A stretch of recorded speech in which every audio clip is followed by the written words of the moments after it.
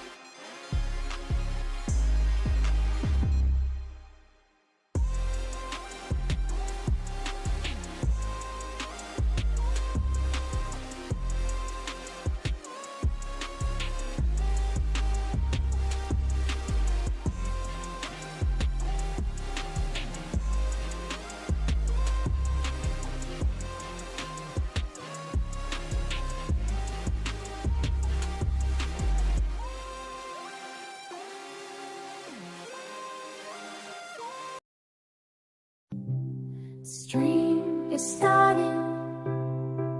The Captain Coder at the helm. Bean water is ready. Today we will learn a lot. He loves the questions. Be sure to ask him. I love singing. On the Discord, we have so much fun. Good morning, good afternoon, good evening to you, wherever you happen to be. Captain Coder here on this beautiful Sunday morning for me. Good morning, good afternoon, good evening to you, wherever you happen to be. Let's go. Vibes with the hat. Let's get a hat on the head. I was not prepared. You think I would have been prepared for that? You think I would have known it was coming? But whoa! Moon is with the raid. Let's go, Moon is.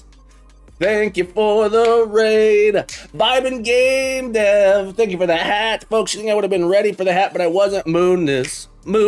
How are you? How are you on this beautiful Sunday? Tell me, Moon, what were you up to today? How was your stream? What did you manage to get? Moon, I always love when look. I'm the Raider. Raider from Mooniz, the Captain Coder, the Raider. Isn't it? I always find that funny.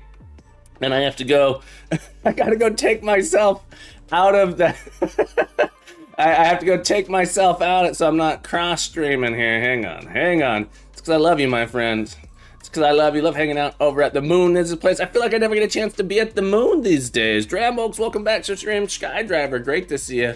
Welcome in, folks. Exclamation point here to get those bonus points. We got to get up to 10. I wrote a little thing to try and make it so people will always get at least 100 points. We got to get up to 10 to see if my changes worked. I'm doing absolutely wonderful. I feel like I can't talk these days. I feel like I have trouble chatting. Mitsuru, welcome to the stream. Great to have you here. Welcome in, everybody. Freedom Forge Studios, congratulations on your #1. How's your head feeling? How's it growing back? Are you at the spiky stage where you can't put anything on your head? It just everything sticks to it.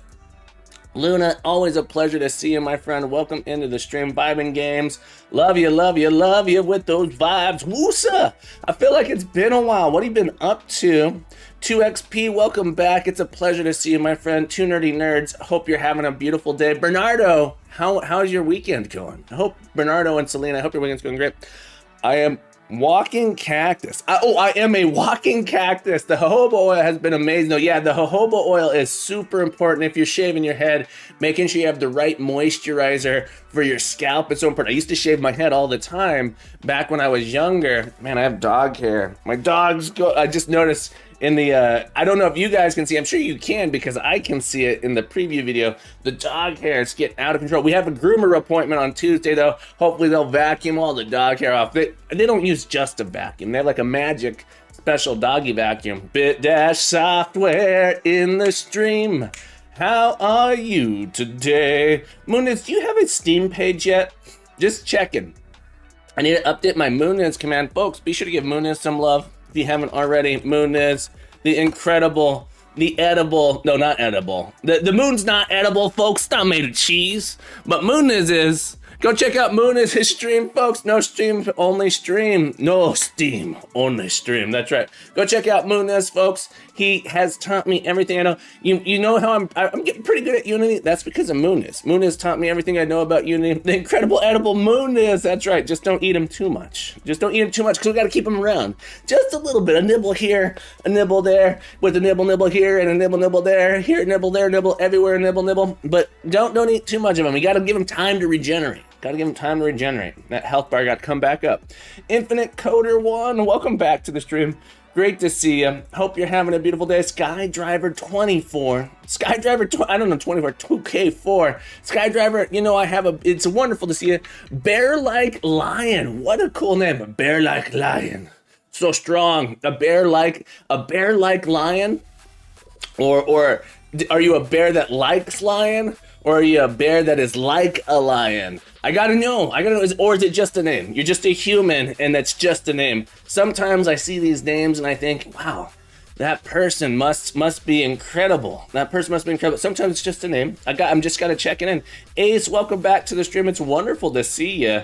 I hope you've been having a beautiful week, beautiful month, beautiful life. A bear that is like a lion, but just a name. Okay, whoo, whoo. I was getting scared. I was getting all like, oh, might get eaten over here. Might get eaten over here. Don't want to get eaten. I'm not the Mooniz. I'm not edible. Michael Game Dev, welcome back. Hope you're doing well, my friend. It's great to see all you amazing people here. Welcome in. Welcome to Captain Coders Academy. Big Sario with the number 10. Get those 100 points. Thank you so much for being here. My command is broken. I tried to fix it. It's supposed to give a minimum of 100 points. Didn't work apparently, though. BitDash, congratulations on your number 11. We'll try and fix that again next stream. It's kind of hard to test. Maybe I can get, hang on, let's test it out here. Let's see if we can get this to work. So I have the here command. Go check out the here command. And the here command, if you're first, hang on, I must have put it there, probably like 10 places. The problem is there's a bunch of different places I have to put it. If update currency, here it is. Nope, maximum of 100 or that value. Okay, so it should have done it there. Or you've already claimed your points. Otherwise, hang on. Otherwise, yeah, it's so weird. I don't know why it doesn't work in here. This is such a nightmare to navigate. Set user metadata. Update, yeah, max 100. Or first viewer, custom variable 1,000 divided by first viewer. This is the number of people who have collected this. I don't know. I wonder, nope, 84 still doesn't work. I don't know, what is Firebot? I assumed you were using, no, I'm using Firebot, so I'm sort of locked into Firebot. Good question, totally. Willow, welcome back stream. I'll have to play around with that later because I don't know why that doesn't work. Firebot's an open source bot for Twitch, open source bot for Twitch. It uses JavaScript. You can like plug into it and stuff as well, but it's sort of I really like it. I think it's great. Here, let's go look at Firebot. A lot of people use StreamerBot, which is totally fine. I personally like Firebot because it's fully open source and you can actually go check out the source code and modify the source code, which I've actually modified a little bit. One of the two open bots didn't work on YouTube. I don't think this one works on YouTube. Yeah, I don't think this one works on YouTube. StreamerBot's not open source. I don't think it's open source. You can write mods for it using C#, but it's not open source. That's not that's like not a deal breaker. Really, it's I locked myself into Firebot because I've been using it before I knew about StreamerBot. If I'd learned about StreamerBot first, I probably would be using it. Who knows? Who knows? I do really like Firebot though, for what it's worth. It's great to see all you beautiful people here. Yeah, take a look at it. See which one you like. I hope everyone's having a beautiful day. I'm having a beautiful Sunday. Any day I can wake up and code is a beautiful day. And today is a beautiful day. We've been working on, and I should probably I need to make more, I need to update my what command. Hang on, I forgot to update the what command. What are we doing today? What are we doing today? That's a great question. Thank you so much for asking. Today we are working on porting our twin stick shooter from Unity to Godot. We're going to be learning a little bit more about Godot, learning the differences between the engines, because people ask me all the time about like, what is the difference between Unity and Godot? What are things? What do you like? What do you dislike? And I just want to be more informed about the major differences between the two, or about more of the minute differences between the two. And I'm planning to make a Twitch game. So I want to make a full game with Godot to get in there, because I've made a few little tiny things in here. From Unity to Godot, my goal is to learn more of the differences between the two engines, so I can speak more informed. I can be more informed about them.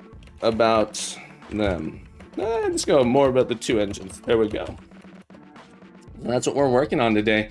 You can play the Unity version here. Let's get a link to the Unity version, not this one. Let's go to the full one here. Full is the strong word. The one that has slightly more features. Slightly more features. Here we go. All right, that's what we're doing today. My Tseru. I want to say Mr. Ryu. My Tseru. How do we pronounce it? My Tseru. Welcome to the stream. My Tseru. Welcome board. Welcome to the stream today. It's Geronimi. I should make it count for the here. Let's see if we can make that work. Hang on. I don't think it'll work because it's an alias. I think it's an alias, so you can't do that one. The here command, can I make it be if it just starts with scan whole message? All right, try it now. Try it now with all the extra here. No, it doesn't work. There still has to be the It works, but there has to be a distinct word. That's too bad. If I could make a suggestion as a longtime C# dev, use GD script. Oh, I plan to use GD script, Bixario. I thought I'd be happy with Godot with C#, but I will not. I actually have used C# in Godot, and it's not ready. In my opinion, Godot C# just makes me feel so, because there's all these untyped dictionaries I have to do stuff with and cast with, and that was driving me a little bit crazy. So I'm just gonna use GD script. Welcome in, James. Great to see you. Seronimi. Welcome in. Folks, a lot of people ask, like, how do you keep track of all the people? And there's a little checkbox. Every time someone comes in, little checkbox comes into here. It helps me say, oh, a person's here. GDScript has so many editor integrations, it saves me so much time. That's the other thing, Ace, is the GDScript integration is pretty good. Pretty good. Poostack, great to see you, my friend. I hope you're having a beautiful day. Number 17, not bad. Not bad. It's good to see everybody. But yeah, we're going to be porting our Primordial Jungle into a desktop. So, you know, one of the reasons I do use Unity, or one of the reasons when I'm doing game jams I like to use Unity, is just I trust the web builds. Let's get another hat on here, Poostack. Thank you for the hat. Thank you for the hat, Poostack. We got another hat up there. We got a hat stack going, courtesy of the Poostack. Luckily, it's just a hat stack, not a Poostack. The percent uniqueness node finding syntax is enough for me to use GDScript on its own. Yeah, I think there's a lot of really nice things about it. Saw this on Reddit about language to use in Godot. GDScript is fine. Let's take a look. Let's take a look. Oh no, you must use C++, C# or Rust for game dev. GDScript is fine. I think GDScript is fine. Here's I think I think the C++ one is. This happens a lot. A lot of people go like, oh, you gotta use C++ for game dev. There are times and places. Here's the cool thing about Godot. If you need to use C++, you can. Dramokes tried out C++ and decided he hated it. Dramokes like C++, for what it's worth, all that, there's a lot of nice things in C#. Is it time for dude Godot again? Yeah, Alp, we're gonna be playing with Godot today. What was that chart? That chart, it's just a meme. It's just a meme. It's the link right above. It's showing the people, beginners and experts in Godot, basically like, GDScript is fine. GDScript is totally fine. It's nice, but there's one limitation, WebAssembly. So, yeah, so I probably won't use Godot with C# 4 until they have web builds that are a little bit more stable. And in fact, if I want to do a game jam game, I'm probably going to be using Unity anyway, just because it's the tool I know the best, I know it the most, and I trust the web builds. That's the biggest thing for me with Unity. The web builds are so important to me. So do you do more Godot? I'm excited to do some more Godot. Here's what we're going to be doing in Godot. We made this game for our game jam, and we're going to be porting this over. Can't use C# because Godot 4 Mono doesn't really work on Nix OS. Gotcha. Godot 4 is using .NET, by the way. So that might be one of the issues, is it's not actually using Mono. Let's enhance. All right, so we made this game. You can play it if you want to check it out. But we made this game for the Fox Hollow Jam. And so this is what I'm referring to as a twin stick shooter, We have a character, you move, and then you can fire in any direction. You can fire in any Lance with the hat, let's go. I know it's misnamed. It's misnamed.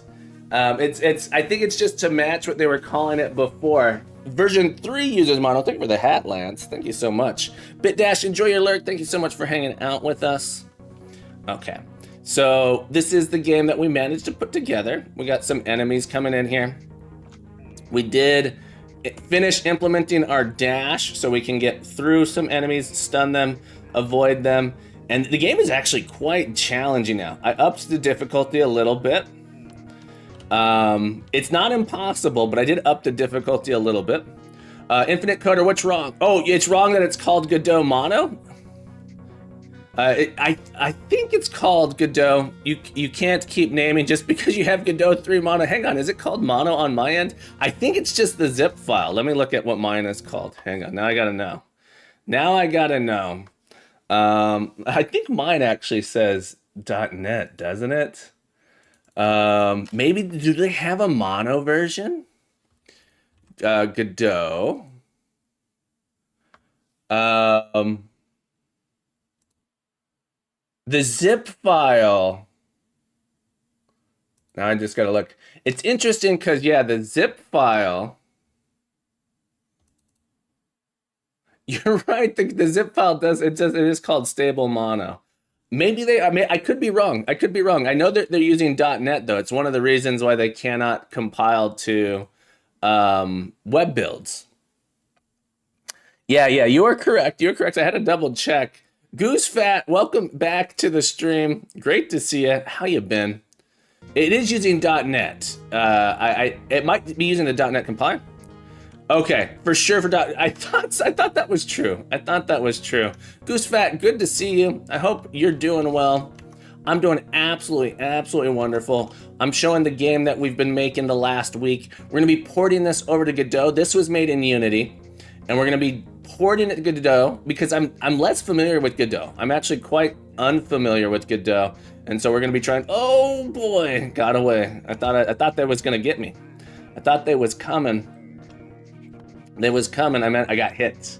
I got hit once though. All right, gotta get. Oh boy. Maybe I didn't mean to make it so hard. So it turns out there was a bug where enemies couldn't spawn on the right side of the map. And so I fixed that bug and it made the game way more difficult.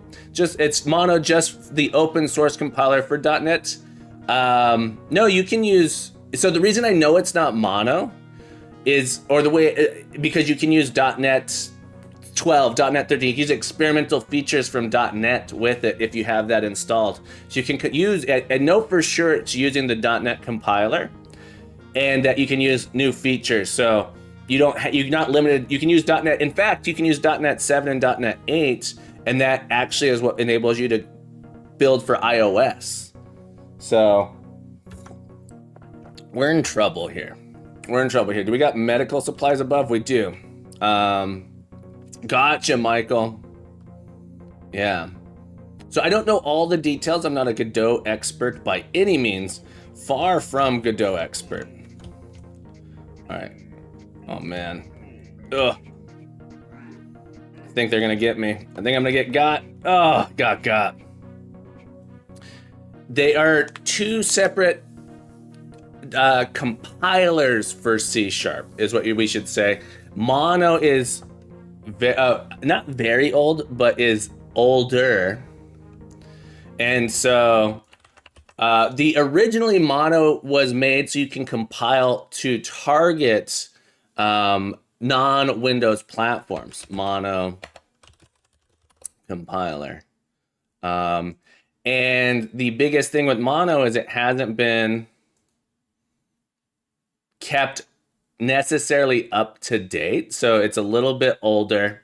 It doesn't have the latest .NET features. C#, yeah, .NET and C# features. So it is a little bit dated. I don't know if there's still a compiler and standard library, I suppose. Yeah. So it is the compiler standard library. I know Unity uses a fork of it for their compilation. There's a bunch of different things going on. Is it using the .NET official compiler or Nix though? I thought it was just using the official compiler. It's using the official compiler. It's using the official compiler, Ace. Congratulations on your 19, Dre. Welcome back to the stream. Great to see you. But yeah, we're going to be porting this game over, or trying to port this game to Godot, and using GDScript for my learning experience. So let's start by making a repository for it. So I'm going to create a new repository. I'm going to call it Primordial Jungle. Or really, I should call it Twin Stick Shooter Godot. Twin Stick Shooter Godot. All right, we'll make it public. Like that. Add a README. Is there a Godot? They do have a Godot template here. Cool. Let's create the repository. And we're going to have some fun with this. We're going to have some fun. Let's go ahead and do a clone down here. Get this started. Do I have a terminal window somewhere? I do. Let's close that. We'll come down, git clone it here. I'm actually excited about experimenting with using the Godot feature for this. What Godot feature are you experimenting with? CD, Twin Stick Shooter Godot. I need to clean up. I have so many repositories these days. We do a new we were doing a new one every week or every 2 weeks for a while there, so it ended up with a lot. Okay, and then we're gonna launch Godot. We're gonna create a new project there. Learn new Godot. These are some of the projects we've done in the past. Let's create a new project. We're gonna go with compatibility. We're gonna do git, and then we wanna browse to our new folder here. Ba-bum-bum, bum-ba-bum. All right. Up a directory, and then this would be Twin Stick Shooter Godot. Create a folder, source. Perfect. Create project name, Twin Stick Shooter Godot. Yeah, so one of the things I want to do with this is I actually want to make it a 1 second. Wrong button. Gotta turn that blur off. I'm experimenting with Godot's built-in multiplayer, which I love, but that's a separate thing. As in, it'll be fun to see your twin stick shooter using the node tree structure and Godot nodes. Gotcha. Yeah, we did a similar thing. I'm glad. Yeah, I'm excited to check it out too. Hex pixels. Yeah, that's what we got. We got hexels. Hexels here. Yeah, courtesy of finite singularity, I believe. Great little plugin here. All right, let's start off. We're going to do 2D. Let's start off by creating a folder here for our scenes like this. And then, so what our main scene that we're going to have here is going to be our arena. Okay, this is going to be our main scene where we put everything essentially. And we'll end up with the title screen, but for now, let's go ahead and launch this so we can select our current scene and have it up and running here. So we have a nothing. Let's add in, I want to get a player controller going. So I'm going to actually create a folder here for my player. I'm going to put all my player stuff that's player specific here. I'm going to create a scene. So scenes are just nodes here. And this one is going to be our player. And our player, I want to add a couple things to it. The first thing I want to add is going to be a body. We're going to do a little body for our player. And so what's interesting here is that I've broken it up. Let's see, do I have Inkscape open? Yeah, I do. So the animations and everything I've done is using vector graphics. So let me make a copy of this whole thing here. The animation was actually done in Unity specifically. Can I grab all of these different components? Pull them off. And so we actually have a body, we have a head, we have different parts of the legs. So the animation, I actually did it directly in Unity. So we're going to do the same thing in Godot, compare the animation tools to Unity, to Godot, to get them to see how we feel about them. So let's start by creating a little dinosaur for us here. So I'm going to create a child node here. This is going to be another 2D node. That's going to be our dinosaur. This is going to be the Triceratops. And then we're going to add in the different components to it. So in my project here, I need to create sprites. And then we're going to create a folder for my Triceratops like this. And then I'm just going to add those graphics in. Let's see if I can drag them in. Last time when I was dragging things in, it didn't like it. But let's see if they drag in this time. Every time I drag them in, it wouldn't go to the folder I wanted them to. Could not tell it was cut out animations from playing the game. Yeah, I had a lot of fun with it, Zaft, doing the animations. This is the first game I've ever done. That's not entirely true. In the Cup game, I was doing some animations, but I did the animations in Blender and then ported them in. This is the first time I've done the animations directly in Unity, which was super cool. Javasaurus! Great to see you. Javasaurus, Dr. Javasaurus, how you doing? How's your Hercules speedrun coming along? Solomon, welcome back to the stream, Zaft. It's a pleasure to see you. I hope everyone's having a beautiful, beautiful day. Let's come in here. We are going to go over to our, I want to get these assets. So I should probably bookmark this page. Give me a second here. On my other screen, I'm navigating to our last one, Fox Hollow Jam, Captain Coder Org, Fox Hollow Jam, and then our raw assets. Let me just go straight to the assets for the project itself. All right, so I'm gonna be taking these sprites, we're gonna be porting them over. Going good, glad to hear it, Javasaurus. The dragging can be a bit fiddly. I always make sure I click the folder I'm dragging into the last thing I touch before dragging them in. It's been an issue multiple times. I haven't quite figured it out, but we're gonna try again. The easiest thing, is there a open in file manager? This is sort of what I end up doing. Usually I just open up both windows and drag between the two. But yeah, this is what I have here. So we have all of our different body parts like this. Let's see if we can drag them in. Let's see what happens. Practical NPC coming into the stream today. Practical, how you been, friend?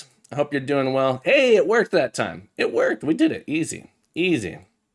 But yeah, oftentimes they go into the wrong spot, and it seems, like you said, it seems to be related to having that spot clicked correctly, like that. But yeah, Practical, how have you been? What would you manage to get done yesterday? Some long streams. How is it Godoting? It's Godoting well. We're learning ourselves up Godot. We're getting running with it. Folks, if you guys don't know Practical NPC, go check him out. I need to update your command. NPCP, oh no, PNPC. Is that the command? I think it's just Practical. I can't spell it. Practical. First try. Easy. I need to get your Practical. Send me a link to your Steam page real quick. I need to update this command. We need to fix this here. Events Practical. You got your Steam. You have a Steam page, right? Promo Practical. There we go. And Practical NPC. There are some other ones. Practical NPC. Not a single line of code was touched on my game, but we had a lot of fun overlays. One sec, I'm on mobile. All right, cool. I'm sure I could find it as well if I did a quick search. Anyone have memory? Practical memory Steam Practical. Memory on Steam. Here it is. Go get Memory on Steam. Everybody, we're going to update this link here.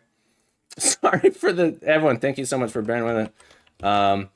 It's because it's not live.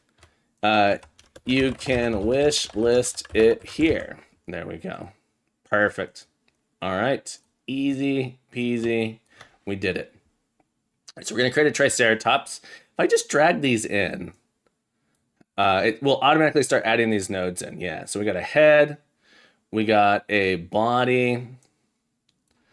We've got, put those in here. Got a head, we got a body. We've got a front leg. upper leg, we got a back leg, lower. So these are the different components to the legs, to the body. Jolt, great to see you, my friend. Welcome back to the stream. Aha! Hope you're doing well. Congratulations on your number 21. Okay, give me a second.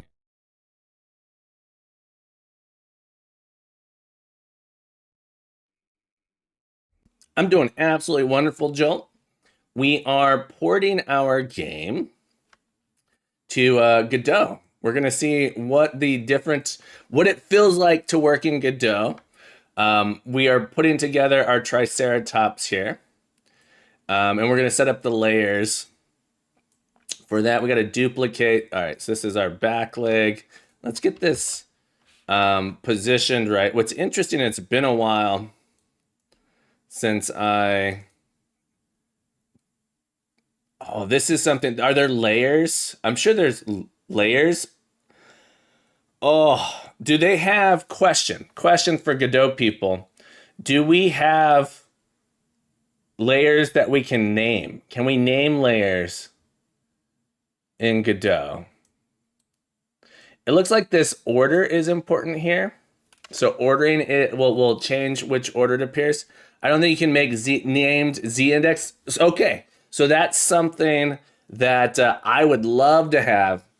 Can't name Z index. Okay, and is this a global Z index? That's the other thing. Is it a global Z index?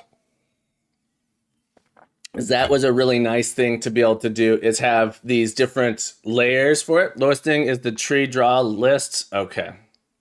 So it does have some ordering there. It looks like maybe we can change the ordering here to get that. Okay, so let's create a parent.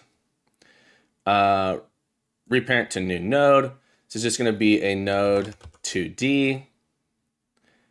Like that. And this is just going to be our right rear leg. Like that. Kovalaki, how's it going? And then we can put it there. Okay. And then we'll reparent this to a new node. And we'll call this, again, it'll be a node 2D. And this will be a right front leg like that. Greetings, Dark Blackman Corfless. I missed your chat. Great to see. Oh, I didn't miss it. There it is right there. Corfless, it's been a while. How the heck have you been? What have you been working on, my friend? It's wonderful to see you. Are you on you're on a summer break now? Yeah, Corfless, it's wonderful to see you.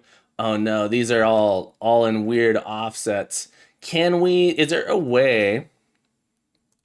All right, I guess I have to move these relative to here. Like that, to get that to look okay. All right, let's do the same thing here. Since I reparented that way, our parent, notice the pivot is up here. I need to move this up like that to get that pivot to feel correct. There we go. My grenades are flowing backwards because someone forgot to take account thrower's forward speed. Can make visibility layers, but not Z-index layers. Yeah, so I would love to have the Z-index layers. So one thing that Unity has is you have what's called a sorting layer.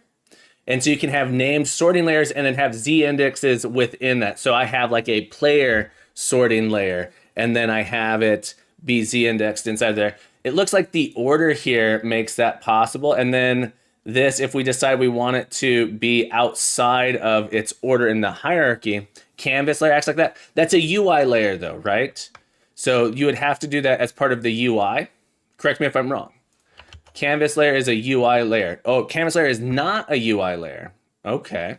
You can put blue nodes as well. Interesting. Z as relative can also be used. Do you have any old school board games? I'm helping someone with this digital version of this maze and metal ball toy. Depends on what you mean by old school. I don't have, most of my games are from, I'd say the old school games I have are like tabletop role-playing games. And I'm assuming Magic the Gathering doesn't count as old school. I don't have any like that type of game where it's like wooden games. Oh, I do have this game, Twixt, is pretty old. This game's from the 60s. They haven't. I don't think this game's been printed since the '60s. But I wouldn't call it an old school game where it's just like a ball, metal ball and wood. Twix is a really cool game. Okay, got a little distracted there. That's okay. Z as relative can be used. Gotcha. I think we'll be okay. We'll see what happens. We're gonna make this one a right left leg, and then our transform on this is just gonna be a -1 on the X. But not negative on the Y. So this will be a regular one on the Y. So we can do the negatives there like that. So we get our leg. We could potentially have their Y's be together. Their Y's be together. If you want, it's some finicky work though. Something like this is possible. It's my project template. If you have cards when the addition was a number and not an icon, I have cards where I have a lot of cards where there are no rarity icons or any icons at all, where you knew the rarity based on the color of the border. And then also if you used a gotcha. Yeah, the old Magic the Gathering, you have to way you tell some of the oldest ones apart is using a Jeweler's loop, and you can see, oh, they were using a different printing mechanism for it. Yeah, that's a lot. That's a lot there. So you end up having like all these layers directly on your screen. Smab, I have not tried any of the Unity to Godot asset converters. That's an interesting idea. That's an interesting idea. I wonder how well those work. Front, left. I did right, left leg. This should be left, rear leg. And now this one is going to be our left front leg. Yeah, I see. Yeah, Zaft, I see what you're saying. So you could manually do that, but then you have to have it like as the root of your level, which I might end up doing. I may end up doing that. These should not be linked on -1 here. And we'll pull this over like that, just to give us a little bit of our Triceratops here. All right, so there's our Triceratops. And I'm thinking maybe this should be its own separate node. I'm not sure. So it's Popcorn. Welcome back to the stream. Great to see you. It's wonderful to have you here. I hope you're doing well, my friend. Welcome back. Happy Sunday. All right, so we got ourselves a little Triceratops here. Let's put our player on top of it. So let's get another 2D node here. I'm going to call this turret. Oh, no, node 2D here. And this is going to be our turret like that. And then we're going to take all of our turret assets. So let's create a new folder, turret. It's the sort of soldier on the back here. Then in Godot, they are just text files that are easily edited if necessary. Smab, I think there are things I really like about Godot. That happens to be one of them. All the nodes and stuff. Unities are a very gnarly YAML format, so technically they're text, but you're talking about their scene files, right? Yeah, these are pretty cool to be able to look at here. Let's open it with VS Code real quick. So it's a different format. So this is what the scene looks like. It's just saying, hey, by the way, this is a scene named this thing, named that thing. The amount of plain textiness in Godot is so nice for handling merges and stuff in Git.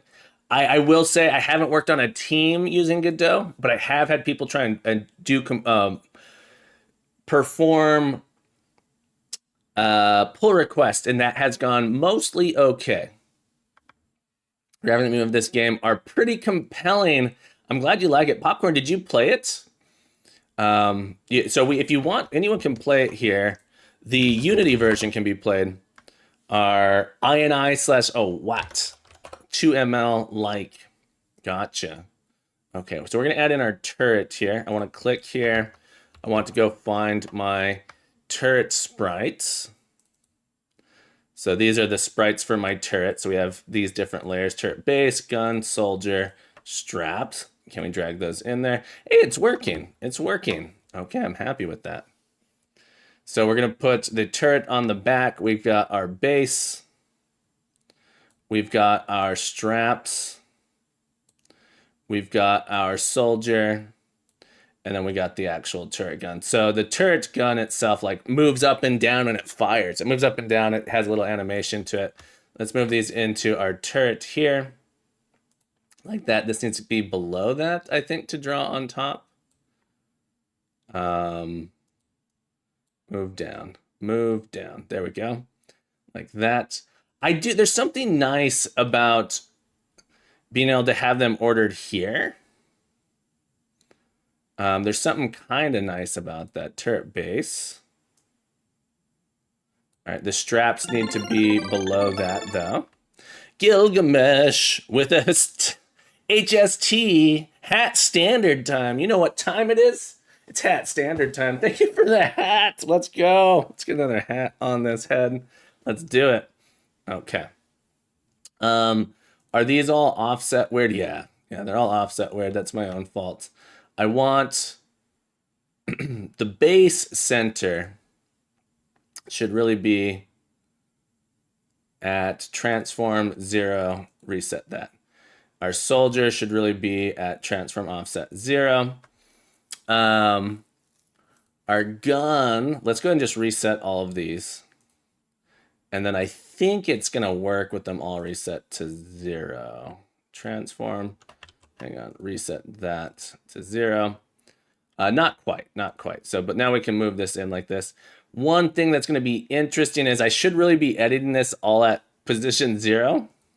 So all of this stuff is messed up as far as the transform of these. Oh, these are at transform 0.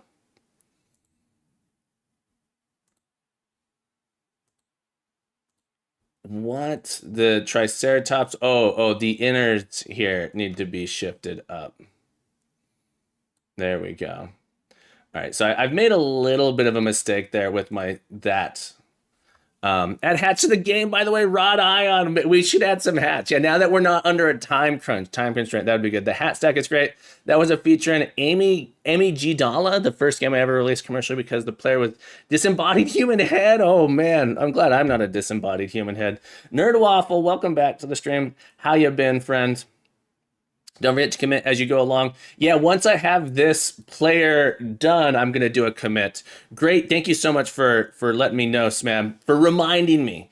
My goal, I wanted to get this all layered up, and then my plan was to commit this once I had this body. But yeah, making sure we commit on a regular interval, super important. All right, let's make sure our body's centered. There we go. Our body's centered. Let's move now these things. We can adjust those up. And let's move the head up as well. And the transform on this X, we're going to set the X to 0 like that. Okay. All right, that feels pretty good. The one thing is those straps I want to move up just a hair. Just a hair. So the straps don't rotate, but the... there we go. And... the turret's going to be rotating. Oh, the turret gun should be up here. Where's the gun? Well, I accidentally got rid of the sprite on it. Let's get rid of that. Turret gun. Interesting. Turret gun. And then we will move it here. Needs to be above the base, below the soldier, and the transform should be 0 here. Okay, not bad. Not bad at all. There we go. There we go. Stygian, congratulations on number 26. Why the switch to go? Just learning and fun. Exactly, that game, that's exactly learning and fun. And I really want to be able to, people ask, I get asked so many questions about Godot and I don't have a good answer, especially about the difference between Godot and, Unity. So sort of it's really, I want to know more so I can be more informed and be able to have a more informed discussion, more informed explanation that other than just saying, well, I think Unity has this and X and Y and Z. And so just trying to understand it. You can see the little cross bottom on the bottom of the right leg. I missed something. I missed some. You resetted some texture. Yeah, I accidentally hit reset on a texture. That's exactly right. That's what happened to my that little gun, the nozzle for the gun there. Okay, let's align. Is there an align button? See how these are not lined up here? One thing I like in Unity is there's an alignment button, so I can actually align these things. Do we have an alignment for them, or do I have to come in here? Foobar, default the turret to look to the left, vector right. If you want to use look at for easier rotation, good to know. Good to know. That's a good to know little step there. Thank you. Let's adjust it. I'm gonna take the straps out here. The straps, I'm gonna put them on the Triceratops itself because this is going to be rotating. This piece rotates independent. So if I have the straps, so the straps will rotate funny. So we're going to default it. So let me ask. The inner here then, these should be rotated.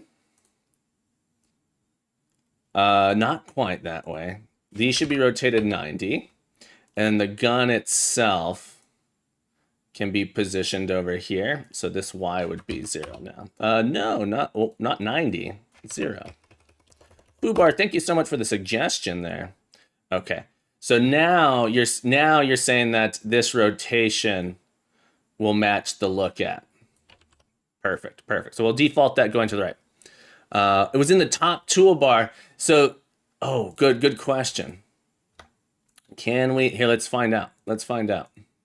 Triceratops, right leg, front leg. There is group, skeleton. For our canvas stuff, there was some alignment. But yeah, I'm not seeing it up there for this. I think that it's specifically with canvas elements. Captain, I'm still not awake, Captain Foobar. It's only 5 a.m. here. We got plenty of time to wake up. Get yourself another dark fuel. Hop in there. Chug it down. Get yourself... No. Do whatever you do to wake up. Or not. Maybe it's okay to be asleep. In fact, I know it's okay to be asleep. All right, so we got our basics here. One thing I can do, though, is I can just take one and do the other. I want to align these. I want to take these nodes and make them aligned on their Y. And I think I can just do this with it and type it in and have them both selected, and then they will line up, and that works fine. There we go. And that would work fine here. I have no excuse, 1,300 hours here. Yeah, that's okay. Look, no judgment. This also means our Triceratops should be rotated that direction. Maybe our Triceratops body should actually be rotated to the right as well by default. Let's create let's reparent these so we can, you remember how I did the rotation and it kind of made things a little bit awkward? Let's create a new node. This is going to be our Triceratops. And I'm just going to reparent this to be a base node 2D like this. That way I can rotate just this inner part 90 degrees to the right without having to deal with rotating them all and then removing them. And so this is just going to be our default rotation here.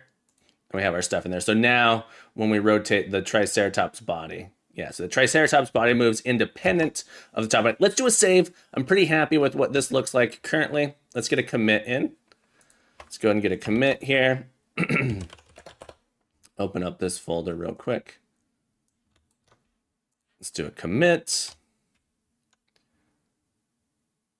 Git status. I think I might need to move my git ignore up into that directory. Git reset, move git ignore to source. I'm not sure. It should be okay there though. Git commit-m feature add player sprites. There we go. Go and push it up. Should make a little link to the repository so people can find that little command there as well. Let me do that real quick before I forget. And folks, anyone's welcome. This is not a game jam entry this time, so anyone's welcome to make contributions if you like. I don't have anything set up to make contributions easy today, but if you'd like to contribute, you're welcome to do so. Let's go to our what. If you need a template for Get Ignore, there is one on GitHub. Yeah, so I'm using the default GitHub one. Should I get do you know if the one that's default on GitHub is a good at Get Ignore, or is there another one I should use for Godot 4? So I'm not sure. I'm so new. It's hard to know. It is a good one. Gotcha. Is it compatible with Godot 4 and Godot 3? Do you know? Or are they essentially the same structure? It's just their API is different, is what I'm sort of imagining here. Let me come to our, do I have a GitHub command? Let's update this here. Yeah.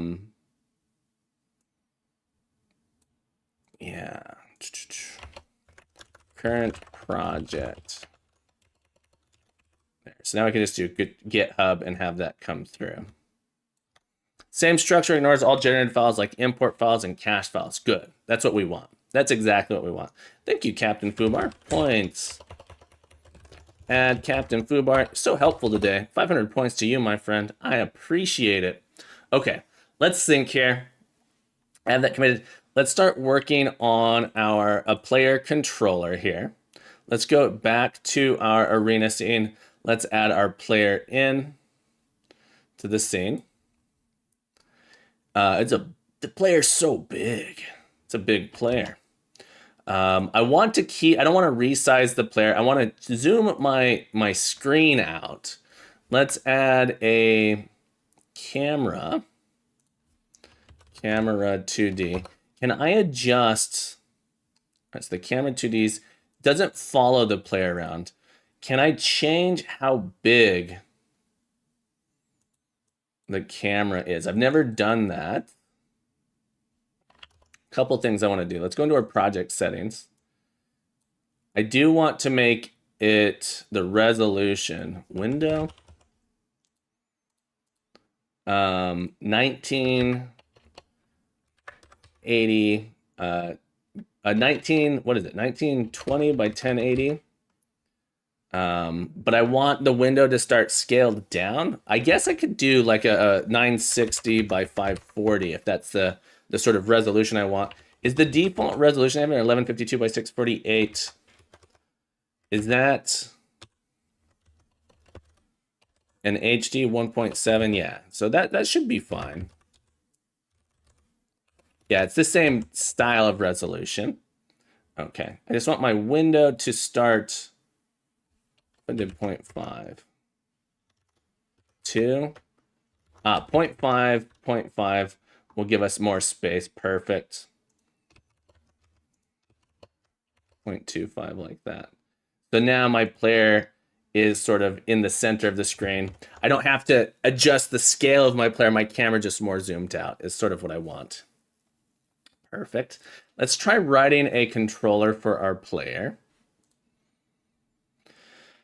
So our first code here. So I want to come in. What I tend to do is and I think it's just what I'm so used to, is I want to create a new node. We're going to write some code. That's right. I'm not going to put the script on my player object here. Instead, I'm going to write separate behavior scripts. That tends to be how I like to do it. And I think that is highly influenced by my use of Unity and Unity's entity component system. I also feel that it is a good way to keep code separated and isolated and have different behaviors. So I'm going to create a behavior.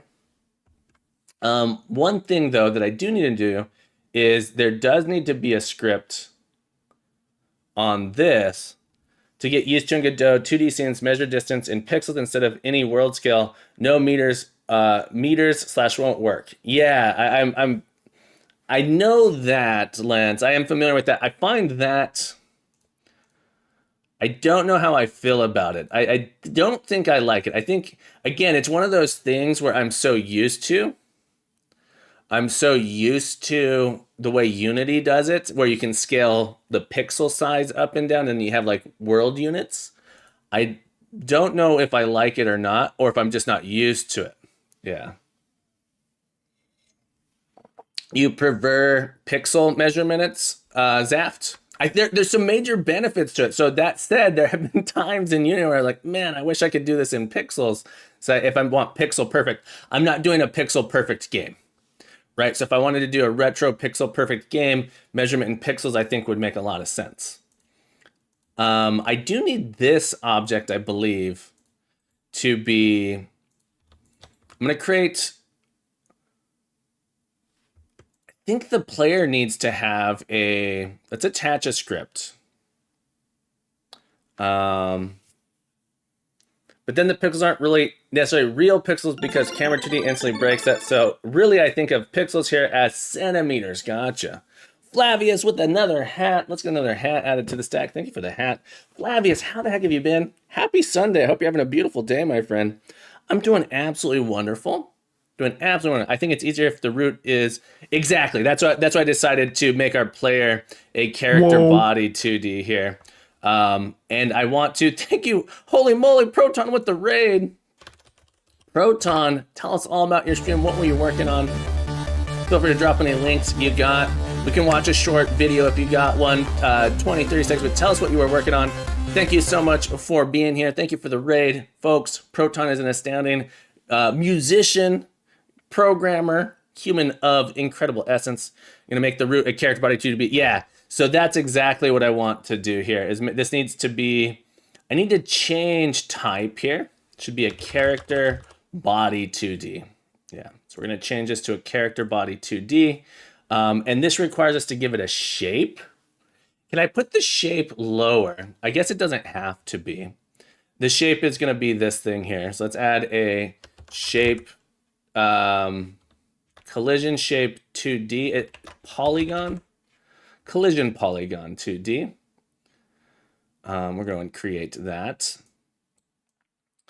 And then it wants another thing. Has no effect on collision. Hang on. One or more shape. Okay, so collision polygon is not what I want. I want to do a shape. Oh, I thought I could do a polygon. Collision shape 2D. Is this... here,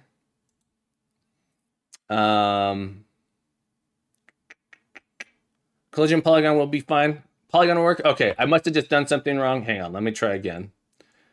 I want, like in Unity, I just did a capsule. Hang on, do they have a capsule? Capsule shape. Let's do a capsule shape. Like that. What is this complaining about?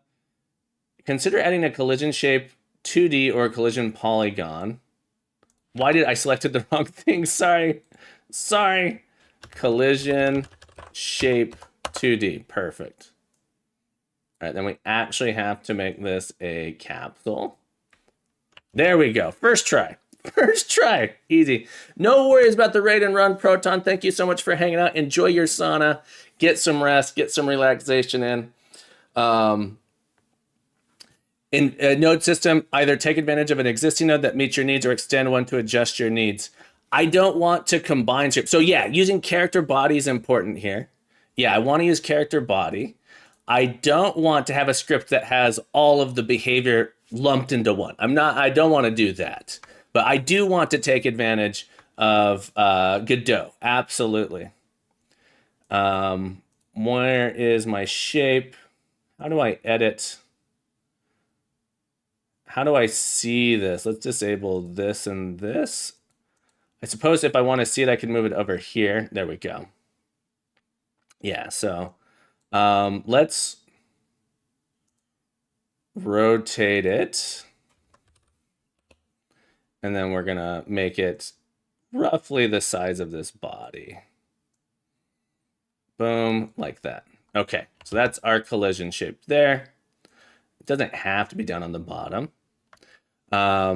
Control A is a shortcut to add a new node. Good to know. Yeah, the behavior node thing is nice in my opinion. Yeah, so my idea is every different behavior. So I'm going to have a behavior for the turret and a behavior for the movement. And that shouldn't be too hard to do. And then it's going to talk with, it'll have a reference to our character body here. By default, does our character body, I don't think I gave it a template. Yeah, it doesn't have a template here. Okay. So I do want to create a new script for the player movement. You can have multiple collision shapes associated to one physics body node. Enable, disable each if needed. Ooh, that's good to know. That's good to know because we do want to end up having a different thing for the head as well. The head ends up, at least how I'm thinking of doing it. Did you try my faux get component thing if you're doing behavior nodes? I have not tried it, but I feel like I don't need it anymore because of the unique naming within the scenes. Makes it super, super easy to not need that. So I'm going to add a new node here, though, called this is just going to be a generic node. And this is just going to be our player movement behavior, like that. And we will add a script to it. So I'm going to create a script here. It's going to be our player. What is the naming convention here? Player movement behavior. Do we use snake case for GD scripts? I notice, I can never quite remember. So when during the development process, did you think, you know what would be cool? Dinos with guns. That was when we learned that the file snake case node names Pascal case. Gotcha. Okay. We'll do the default template there. It was the Fox Hollow Game Jam. Fox Hollow Jam's theme was primordial, and I wanted to do a twin stick shooter, and there was a picture of a dinosaur, and I said, you know what would be cool? If you're riding the back of a dinosaur. Technically, this is a chicken that devolved into a dinosaur. Technically. All right, player movement behavior here. And so we're going to attach player movement behavior like this. And now we need to edit this here. So what I do is it class player movement behavior. Is this how I would do this? Colon. What I can't remember exactly what it is. Class name player movement behavior.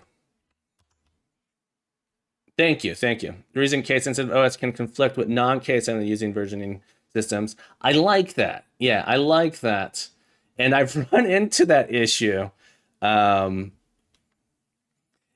teach at a school where some students using Mac, some students using Windows, some students using Linux, and we have done these group projects where we're doing commits and pull requests and stuff to the same project, and having issues where students on Windows were naming files not using the conventional case, and you didn't notice until it was too late, and that can be a nightmare.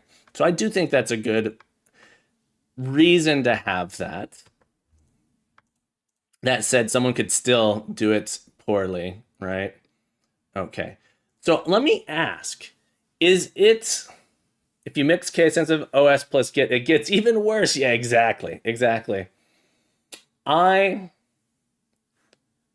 want to, so someone was telling me, I think it was right, AZ, was telling me I don't need to do the if like input things here, that I could actually set it up so that there were signals based on my user inputs. Is that true? So I like the idea of the signals based on my user input. Let me create an input map here. Add a new action. We're going to call this player movement. Is this right? You have 3 input event methods available.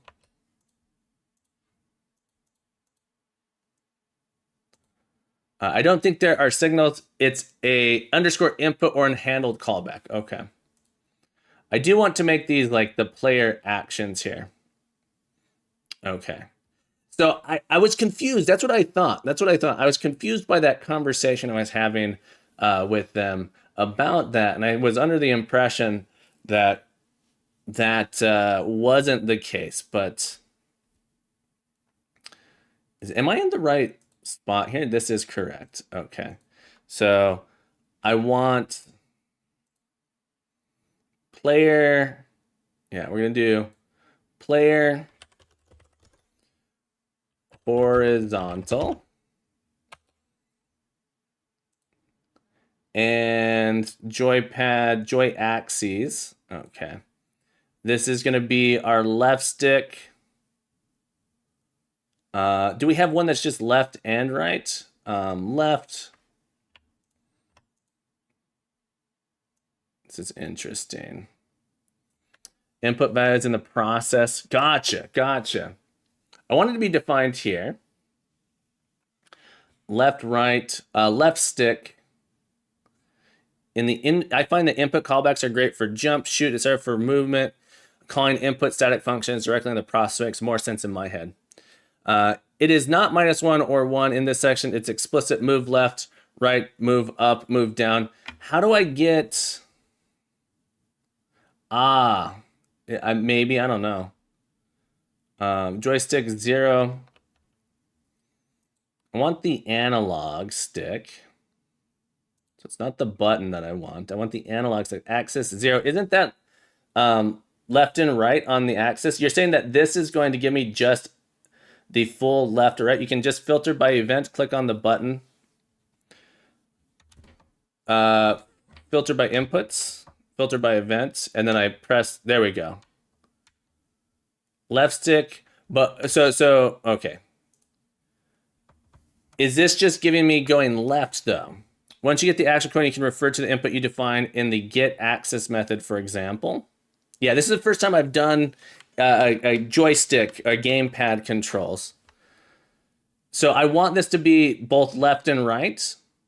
This is just left. This is just left. Controllers, gamepads, joysticks. Thank you for the link, Ace. Let's take a look at that. It's just left. So I want, maybe I should play around. I could play around with it. How to write your input logic support, supporting universal input. Move left, move right. Oh, that's right. That's right. We have this here. I see. Okay. All right. Player move left. And it's because let's go with player. I eventually want to make this multiplayer. So we'll go with player 1, move left. Player 1, move right. Gotcha. I'm understanding now. Cancel. Player 1, move right. We'll go ahead and add that in to our right axis. Thank you. Player 1, move up. And really move up, because there's going to be the turret up as well. Player 1, move down. Okay, we'll add all those in. For buttons and joysticks, I like that. What you really want in the end is input.getVector, and you pass all four directions. Yeah, that's essentially, that sounds correct. Down, and then we can also add in W. Sorry, this shouldn't be W. Delete that. It should be A, D, up, W, and S. Player 1, move up, down, left, right. Okay. I happen to have an Xbox controller, but it's going to be it's a twin stick, so we want to do it with 2 analog sticks is the idea, Joel. That's the idea. So here we're going to do input.getVector, and then getVector. What does getVector take? -x, +x, -y, +y. Okay. So player 1, move. And I want to create something called a prefix. Expose. Is it expose extern? How do we show it to the inspector again? There's going to be a prefix var prefix, player prefix. I want to make it a string. Export. Okay. Var, and then is it string like this? Hang on, sorry, I got distracted. You guys are awesome. Okay. Player prefix, and we can set the default to player 1 like this. And so now the idea is one section. Get vector. There's no string interpolation. Are there F strings in GD script? I'm assuming not. I think last time I asked that player. My guess is that this is technically an object rather than a primitive giganzo. But someone correct me if I'm wrong. That's my assumption. That's an assumption I have. There's F string equivalent in GD script. So I want to just say player prefix and do it.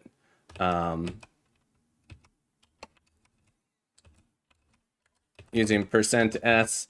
This is an F. This is a formatted string. F string lets us put in front.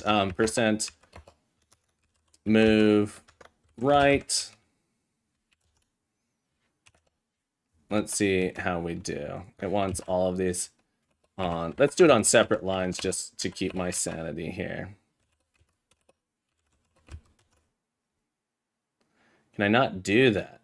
What is this complaining about now?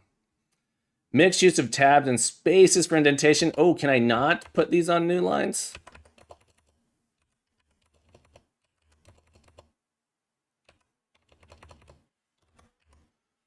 Or, hang on. Input.get vector.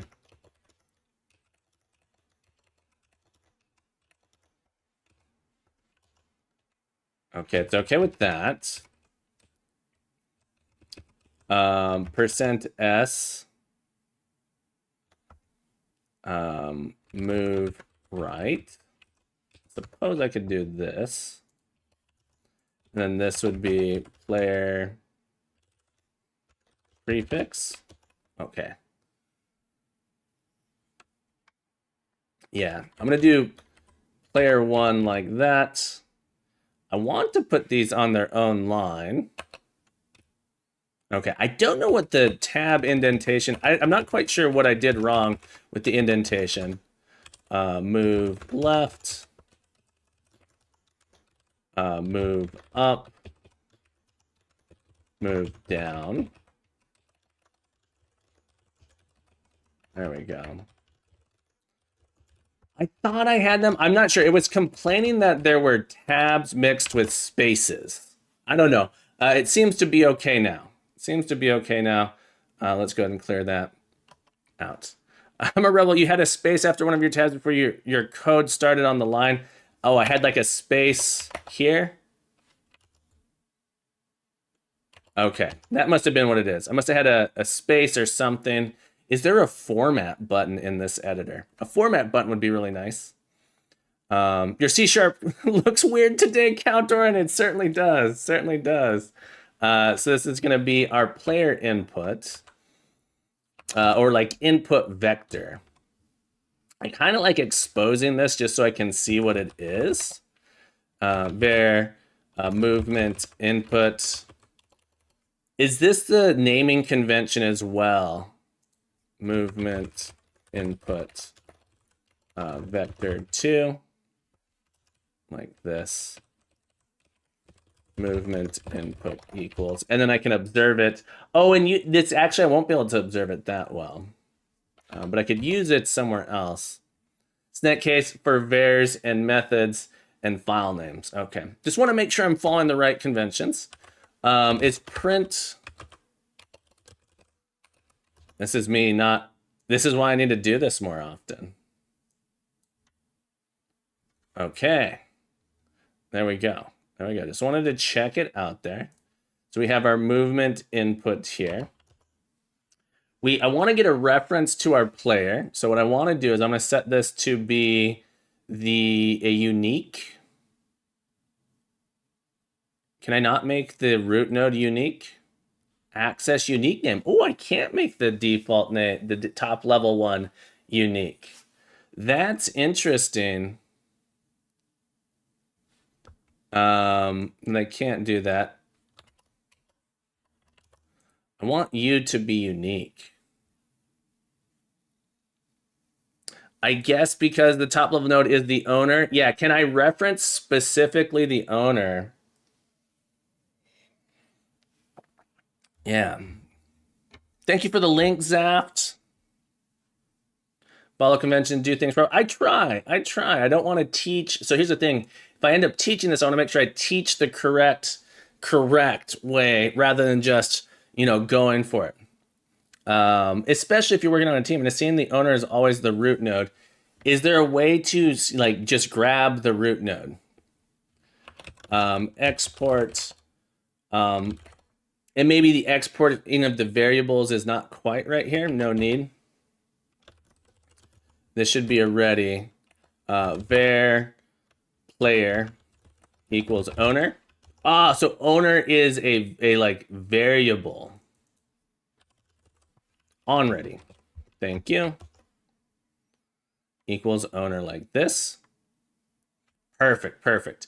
I didn't realize that this was a property, was a built-in thing when you. It's not always said if I understand it correctly. If you're a root node, I suspect it wouldn't be. Owner is the scene root. Okay. So what I want to do is on our player, we will do player dot move, slide and move, slide. What is it? So I need to tell it that it happens to be a character body 2D. And then we should have owner dot move. Isn't there a slide and move?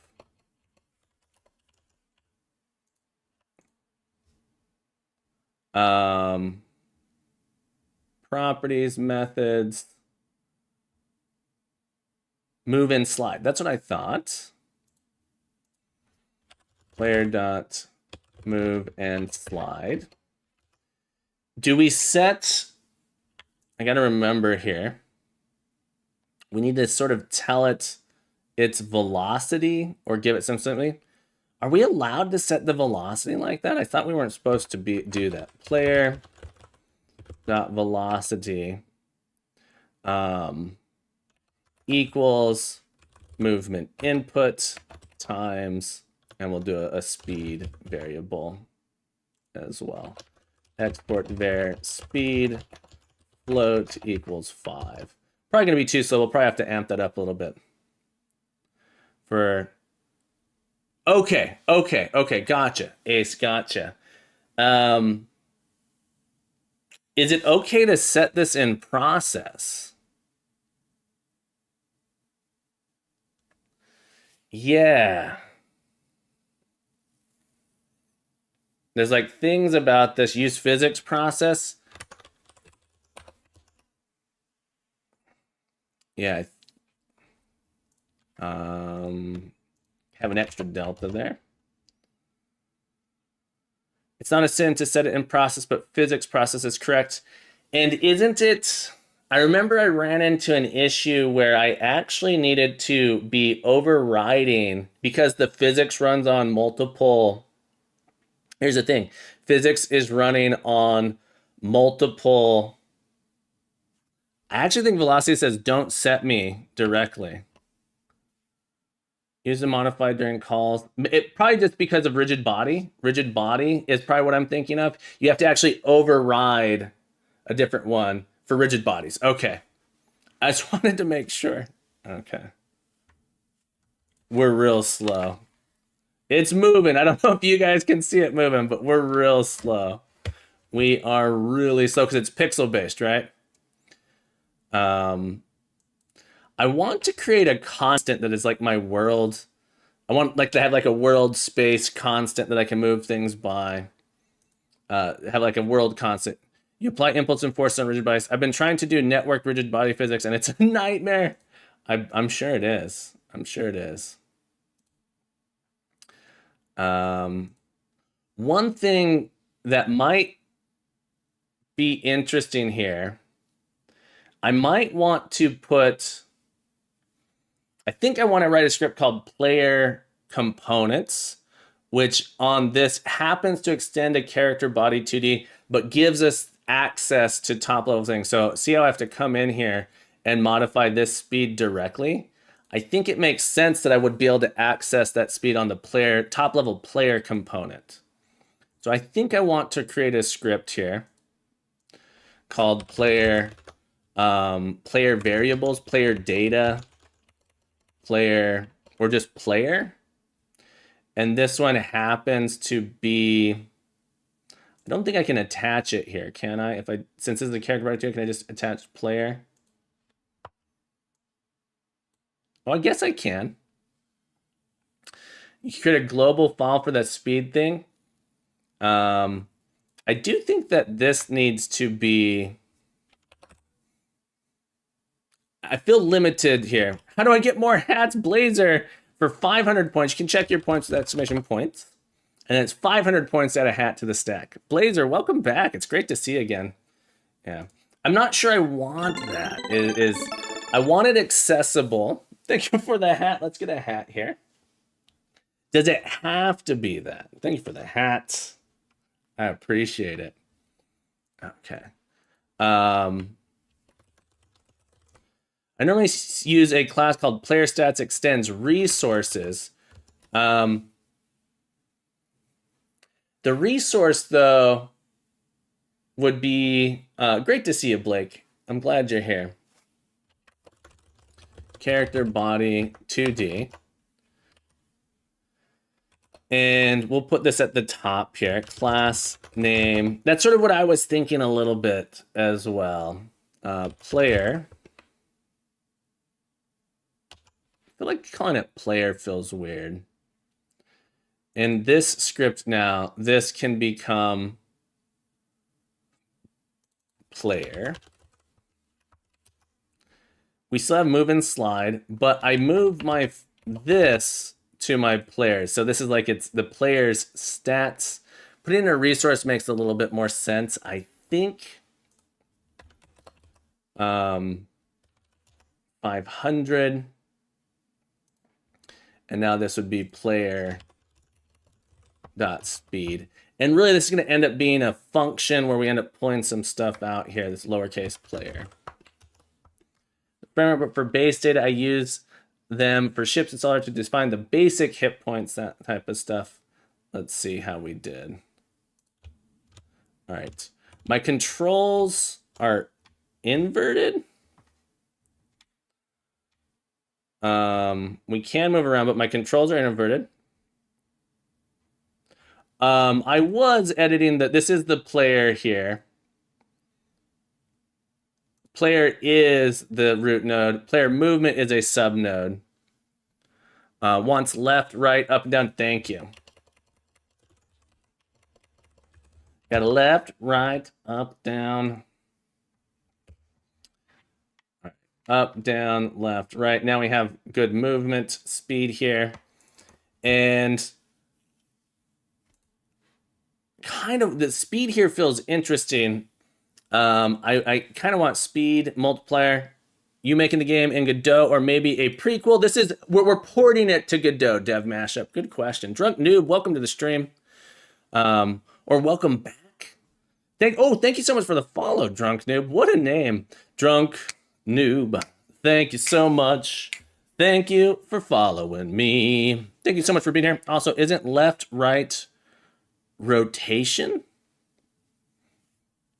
I want to create a constant variable that we can use as like a world size multiplier, because I want my speed to be something like 5. So 3 is like what I want my default. It's a twin stick foobar, not tank controls. Yeah, twin stick shooter. So you move with the left analog, shoot with the right analog. Great question. I didn't understand the question.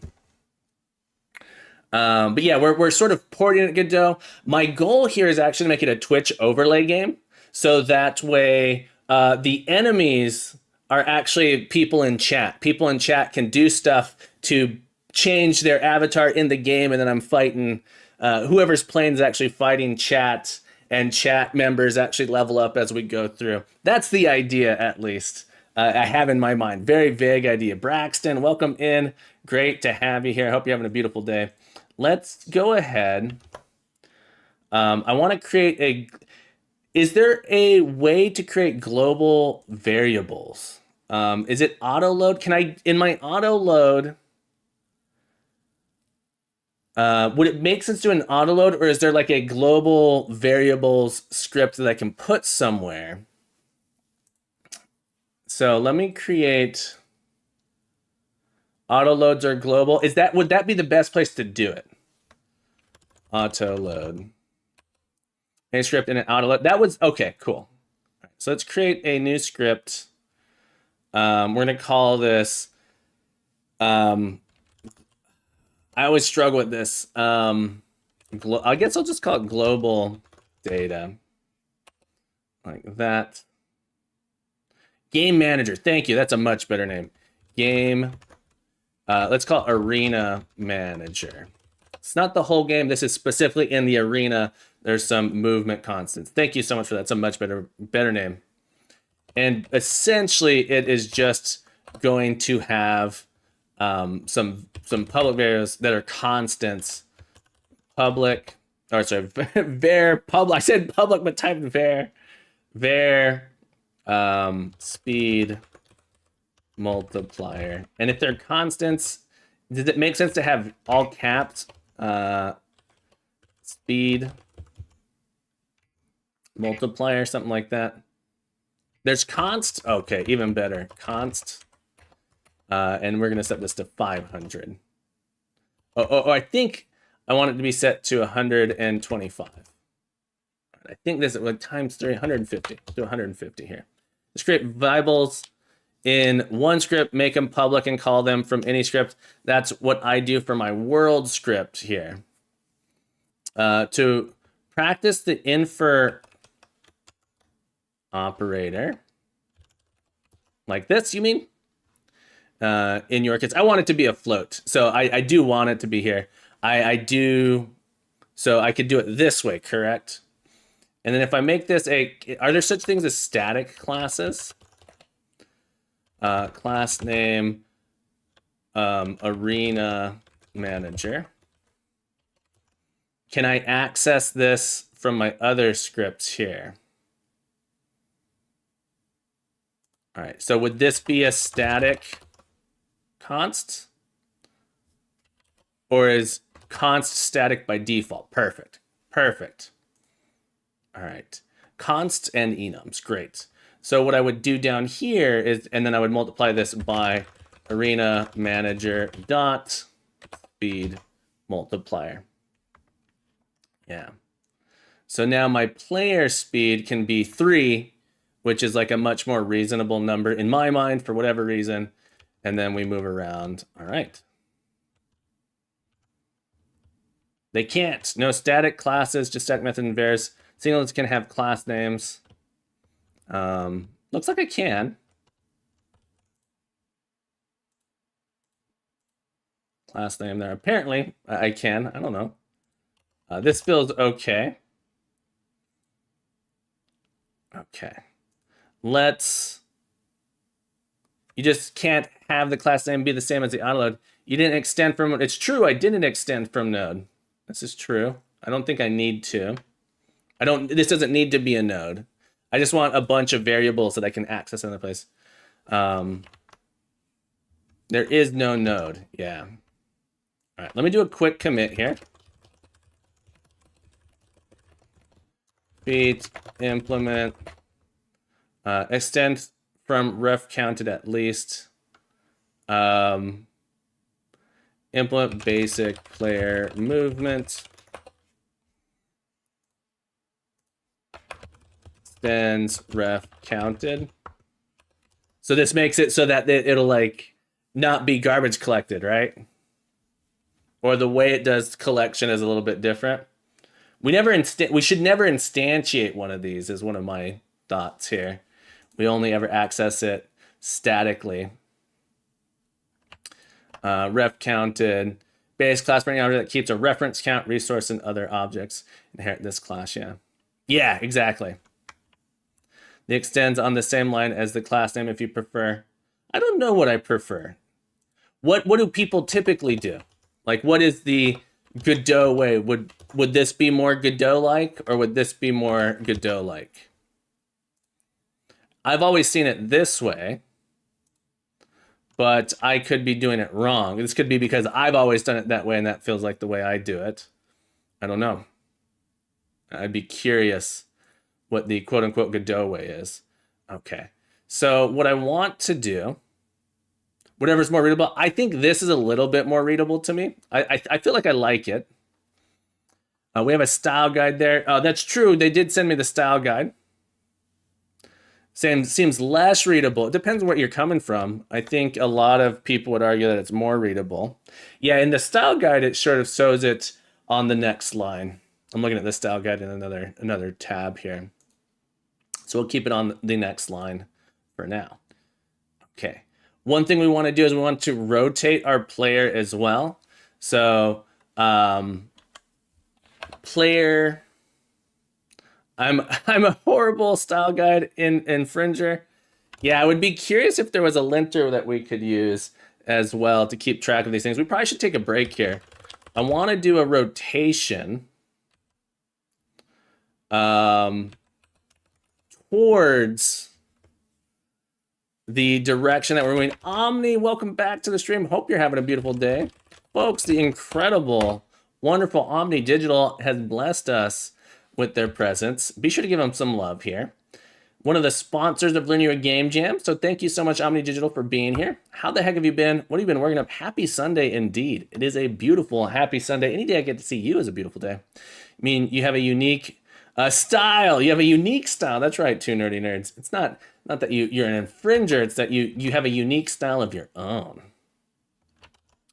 So our rotation, I'm curious here.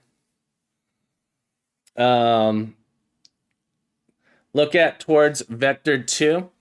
This isn't going to be the velocity. I think I can put... The question is, what is the vector I'm looking at? I want to take my player's position and add our velocity to it, I believe. All right, so we can do player dot look at. If I just do player dot velocity, that won't do it. I could move it, or really it should be movement input. I want to take my player's position. Movement input, I don't think is quite right either.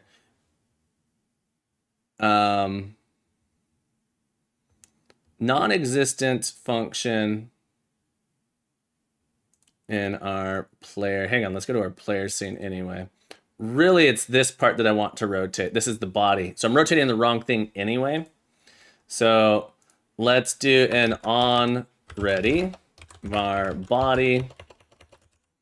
This is a node 2D is going to be equal to, let's give this a unique access.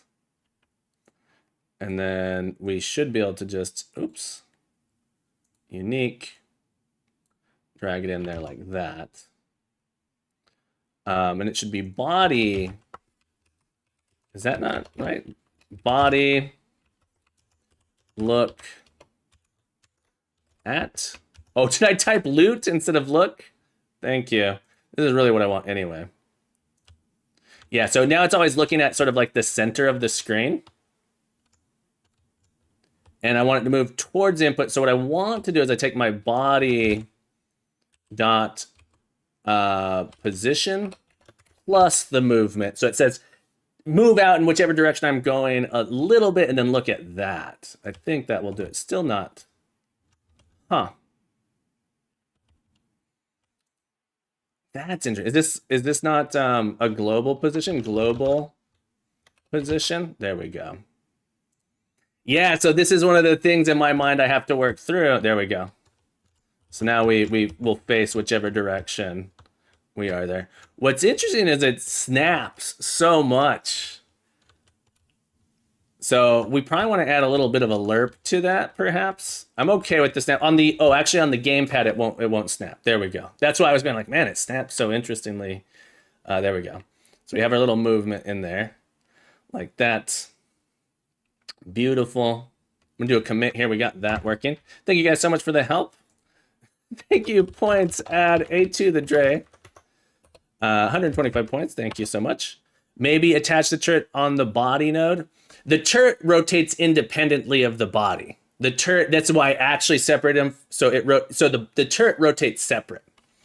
So if you want to see that here, we made this game, we're porting it over from Unity to Godot. You'll notice that the turret is actually separate. It rotates separately from because we want to be able to fire in one direction and move in the other. So the turret rotates separate there. Yeah. So the idea is that it isn't rotating at the same direction. It rotates separately. Get status. Feet, implement, body, player, body, rotation, on move. We do have to take a quick break, folks. We will be back momentarily. Don't go anywhere. We're going to get a top up on our bean water. We are doing some GD script nerd waffle, learning the GD. We're going to get some bean water. We're going to get some fresh water. I need to hydrate way more. So I'm gonna drink quite a bit of water here. Need to hydrate way more. We're not quite at our quota. We'll be back. Don't go anywhere. I shall return. Bean water and fish water. Yeah, we gotta get that fish water. Don't go anywhere.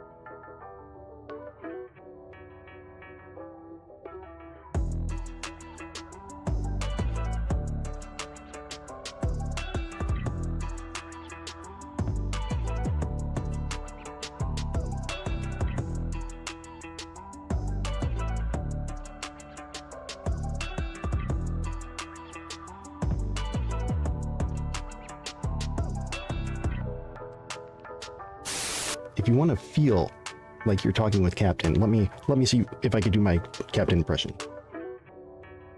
I am not the Captain, but my eyebrows also move in a way like the Captain.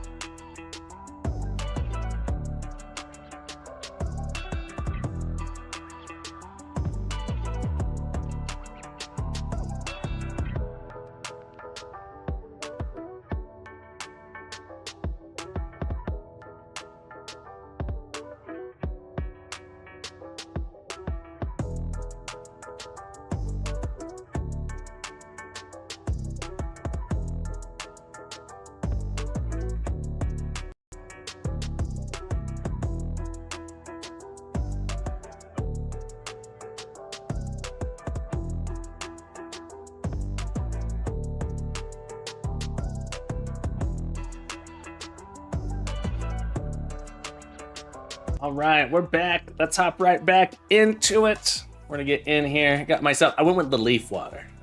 I went with the Earl Grey leaf water, folks. JD, welcome back to the stream. I hope you're having a beautiful day, my friend. Happy Sunday. I was making a heavy EDM song with the stream in the background right as the beat dropped. JD shout out went off. That's hilarious. It might be interesting to try making bean water with fish water. See if the flavor scales, you know? Yeah, scaly. You know, you gotta love that fish scaled bean water. Looks for leaf water emote. Yeah, I need one of those. We need to get one of those, yeah. Okay, what are we doing here? Okay, the next thing I want to do is I want to get our turret controller in. All right, so we went ahead, we have our player movement controller. We'll have to do an animation as well. We're gonna add in a turret controller. The turret needs to move independently. Let's create a new script here, create a new node. It's gonna be a base node like that. And then this is gonna be our player turret behavior. Okay, we're gonna have to add in to our settings here. Input map, can we group? I'm curious, is there a way, is there like a setting where we can select it and group these as a, like player one set of actions? Player one, turret, left. We're gonna have to do this for all of them. Player one, turret, right. Player one, turret, up. Player one, turret, down. I know I could filter it by the name, right? I mean, these are all player one, right? I was just curious if there's a way to organize it. If it's okay if they're not. I think if I asked you before and if I remember correctly, you have fish, but do you have any exotic unique pets? We do not have any fish. I have 2 dogs. 2 dogs are the only pets we have. That's okay. It doesn't have to have it. I was just curious. Let's add one in left. That was annoying.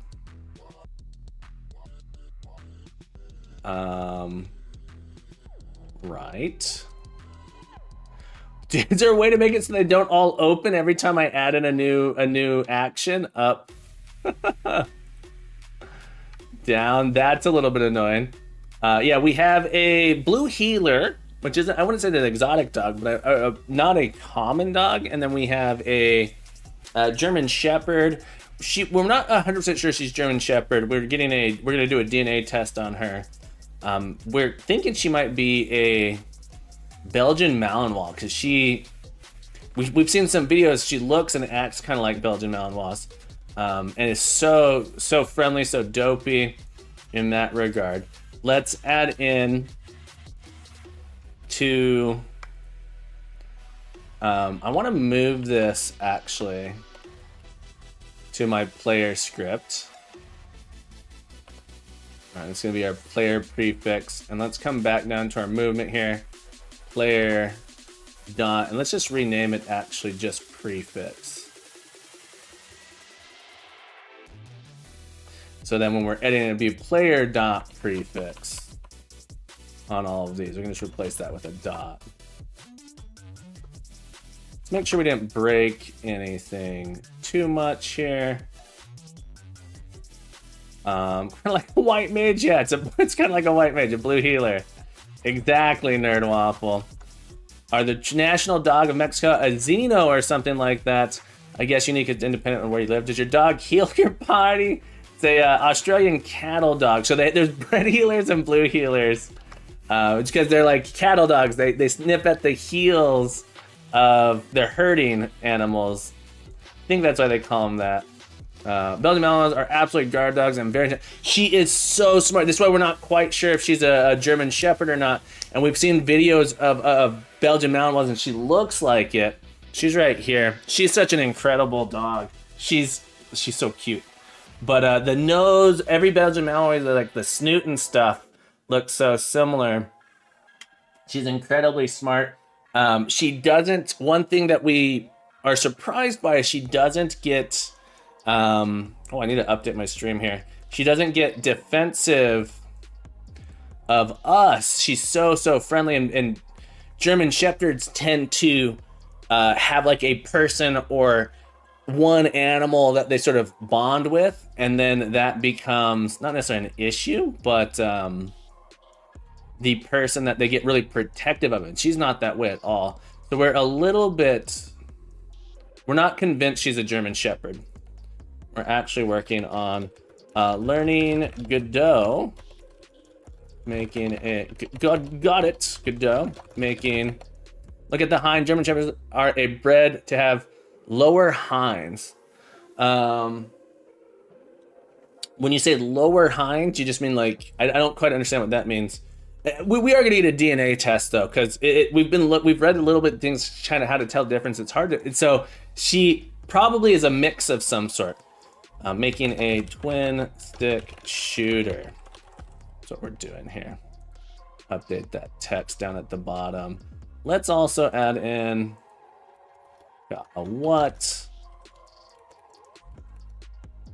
MA GitHub. There we go.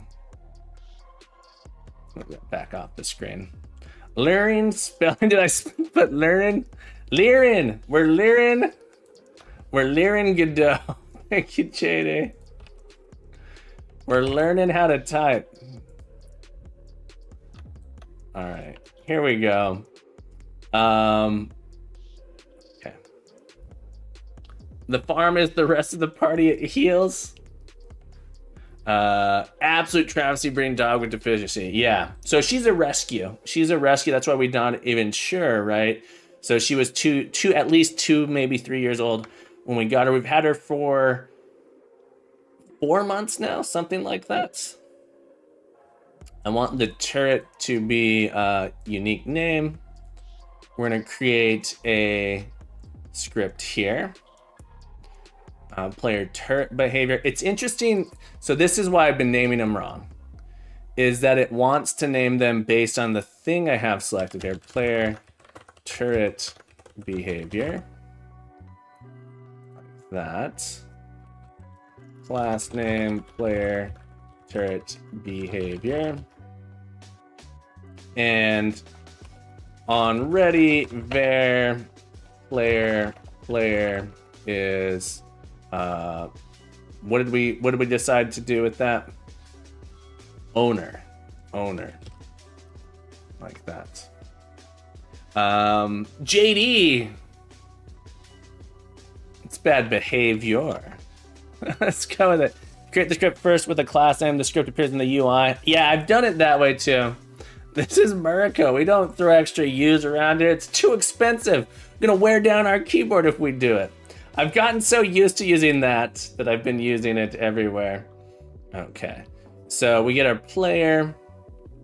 We're gonna get on ready var body. I'll call it turret. That's just a node 2D. We'll bring the turret in here like that. Okay. That's a you problem. Like are bred to have lower back legs. Gotcha. Because of the aesthetic. Absolutely, the dog posture and cause tons of issues later. That's horrible. I hate that. What's the dog? The really wrinkly dog that gets bred and it overheats because it has so many wrinkles. And then I know bulldogs are bred to have really wide shoulders and they can't even give birth because they're bred so wide. Has to do with color class. we gotta give the UK one of these things. Gotta give them something. All right. So there's a couple interesting things here. I do want to have the mouse control if you're playing single player. There's going to be something interesting we have to do there as well. But for now, we're going to get the inputs. We're going to go ahead and still this a little bit. We'll call it our turret input. Turret input or direction. Let's go with direction. There's one thing we don't want the direction to snap back. So there's one thing that's going on here that we got to fix here as well. Vector 2 direction. And this should be turret left, turret right, turret up, turret down. Don't start with horrors like Centre as well. Center. Who does the center? I'm gonna go. All right, JD, enjoy it. Enjoy yourself.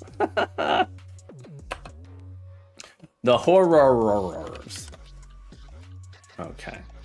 So we will go ahead and have our turret dot look at, and it's gonna be a turret dot position plus direction like that. Let's make sure that our turret faces the right direction, and then there we go. No.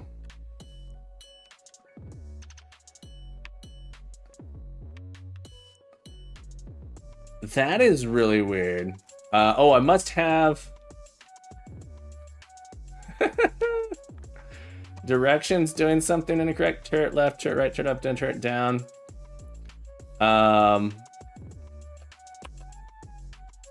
Global. Thank you.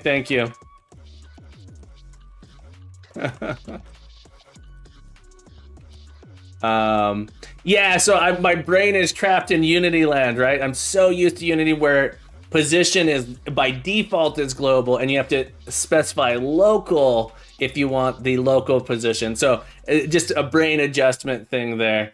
I was about to print it out, and I'm sure I would have seen it at that point. There we go. So now we can move independent like that. The idea being here, what I do like is I'm a little bit. What's interesting is that the value, and this needs to be probably during physics. This one doesn't need to be during physics process. What's interesting is I would expect to rotate back when I let go, because it's going to be looking at our local position plus 0. So I think when I let go, it goes back to 0, right? Direction. If I'm not pressing anything, it should go to direction. Laser, no worries. Welcome back. Yeah, it goes back to 0. So I'm surprised that this doesn't snap back to the original position. Yeah, so it's a little interesting there. Mixsource Studio MSS, how you been? Welcome back to the stream, folks. If you want to check out another fantastic streamer, be sure to check out Mixsource Studio. Mixsource Studio, what have you been working on lately? What angle is from 0 to 0? Yeah, so it won't be 0 to 0 though. It's going to look at its global position plus 0, right? That's a physiological question, I guess. Basically, if we actually have an input, I want to fire in that direction. So on our turret here, we do have the turret moving independently, so we should probably mark that off. IDNT, happy Sunday, my friend. I hope you're having a beautiful day. Hope you've been well. All right, let's go ahead and add this in and git add, make sure I saved everything I did. Git commit, but it is at globe position, looking at globe position +0, so it looks at itself. No, I don't want to reset it. I don't want it to reset. I'm surprised it doesn't reset. So I'm surprised it doesn't decide that, oh, to look at itself, it should look to the right. I'm surprised it's not snapping back to the right, which is fine. It has the behavior I want. I'm just surprised by it. I'm surprised by the behavior. That's all I'm saying. I'm working on Elysium Isles, the dungeon crawler, dungeon builder, deck builder. How's your game going? Going well. We just started today on our port to Godot. So if you say look at your local position, I don't know. I'm surprised by it because it just wasn't the behavior I was expecting, because I'm wanting to look at something. If you're looking at yourself, wouldn't you reset your angle to 0, right? So if I want to look straight down, wouldn't my rotation to look at that thing be directly down? It's just saying that there's no change. It's fine. It's totally fine. I'm not worried about it. I'm happy about it. Git commit feature and implement turret directional controls. Push that up. We want to say, we're gonna go ahead and look the direction. Really, we don't care. We're gonna say if direction dot magnitude. Can we get length is greater than 0, less than or equal to 0, like there's a threshold. If the length is 0, let's go with greater than 0, then we're gonna go ahead and fire. So we're gonna write a function called fire. What we want to look at first, func fire pass. Thank you, vector.0. That really what I want. I think I want there to be a little bit of a dead zone is the thing. So that's one reason I'm doing this here. I think this is going to end up being a small delta value rather than 0. We could do not equal to 0. That was my initial thought. Direction dot is approximately 0. Is that a thing? Is 0 approx? Interesting. Okay. Can we give it a to ensure the vector value are approximately 0 by running 0 approx? Is there a way I can set what I want approximately 0 to be? I understand. So floating point, the reason we do this is because of floating point, right? So checking floating values against like other zeros. 0 is one of the ones that you're allowed to do. That's like okay to check. Also, like what if the player's like analog is slightly messed up? It could be off by 0 a little bit. All right, so to fire here, set a dead zone in the input map. Let's go ahead and in our turret here, we're gonna add a little spot where our fire happens. Okay, so we're gonna create a child node here. It's just gonna be a node 2D. All we're using this for is getting the position. So this is gonna be fire position. We're just gonna move this out in front here. So this is where we're gonna spawn our projectile. So in the input, I think is 0.5 by default.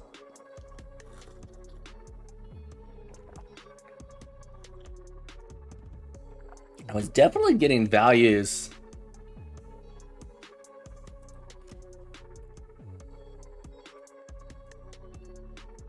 Oh, I don't have the values there anymore. That's okay. So we want to spawn a projectile out there. The marker 2D node and equivalent marker 3D, just an alias for node 2 with a fancy pivot handle. Ooh, let's try it. Change type, marker 2D. What is the gizmo extents? Okay.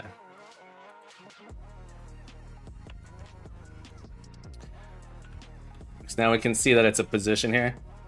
Has a fancy pivot handle as well. Ah, I see. I like that. I like that. So it puts this little thing out there for us to see. Okay. Cool. And then it gives a little bit more information here as well. Okay. I like that. Thank you, Captain Fubar. You guys are awesome. Points and all. 250 points to all you beautiful people. Thank you so much for the assistance. Okay. We want to spawn a projectile, which means we have to make a projectile to do that. Because the idea here is we're going to spawn a projectile out there. We don't have the projectile yet. Get rid of these readies here. We're not using ready here. Get rid of this. Do a minor cleanup here. Yeah, today I learned. Today I learned. Mostly gonna hold those things, I believe. Okay. Let's do a quick commit. I don't know what we did too much. It was just sort of like a chore, clean up, code / add marker. Because we need to create a projectile. So we have our player here. Let's create a folder. Projectiles. This. So let me ask a question. Is the way I found creating just like a nodes and a scripts and these other directories not to be particularly useful when I'm doing game dev. As my game gets big, I find grouping things together like this to be a little bit better. So all of the things related to my player go in one folder, one hierarchy. This is where like tags I think would be nice. So we don't have like this folder hierarchy. Instead, you'd have like tags of where you can locate things. I'm curious, for people who do bigger game development, is there a pattern that you use? I have found in my experience when I've watched and talked with other people, they have like a scripts folder, they have like a prefabs folder, they have like a scenes folder.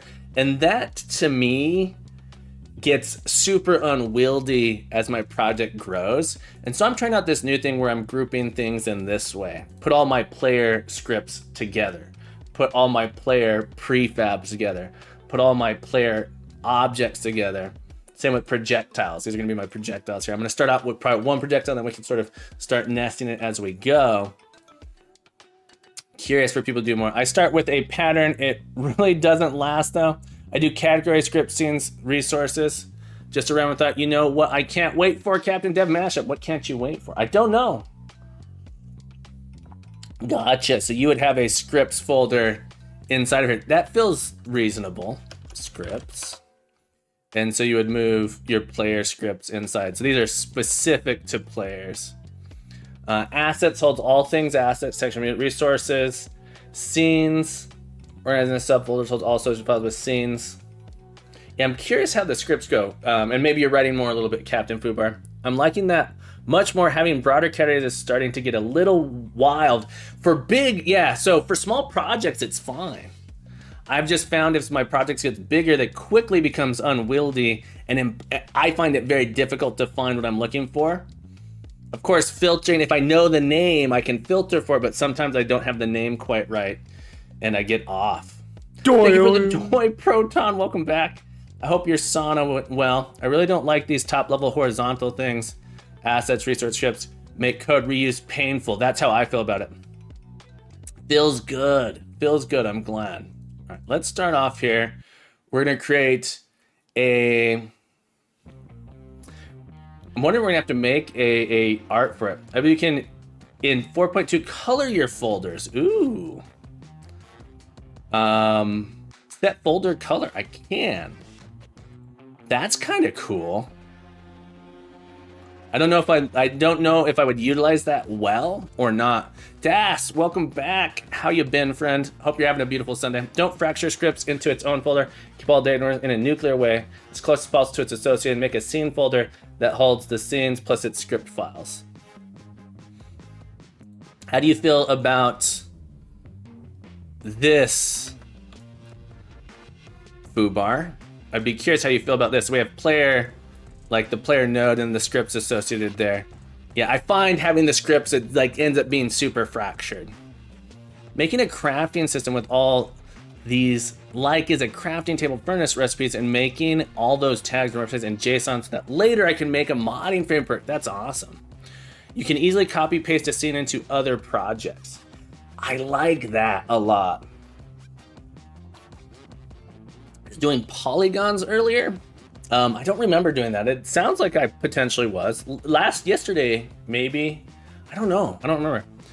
Just skip the scripts folder. That's essentially what I've been doing. Having a scripts folder just hasn't made a lot of sense for any large projects.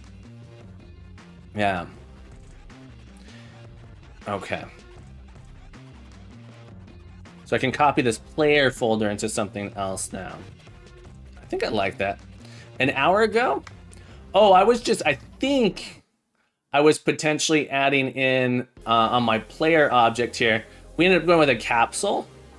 I was thinking of adding in a polygon collider for it, but I want the body here so the enemies actually get up next to the legs when they're fighting fighting you. Yeah. So no polygon. You were right. I was trying to add in a polygon collider. Only relatively small, but it's still getting unwieldy. It happens fast, right? I'm still trying to understand Git. So if I use it, everyone can see my code. If you have your repository, if you're using GitHub, Git itself, people can't see your code. If you're using GitHub, which allows you to store Git repositories, and you make your GitHub repository public, anyone can see it. Can hold global scripts plus custom resource scripts. Use a resource folder. You're suggesting I rename this to resources rather than autoload? Resources.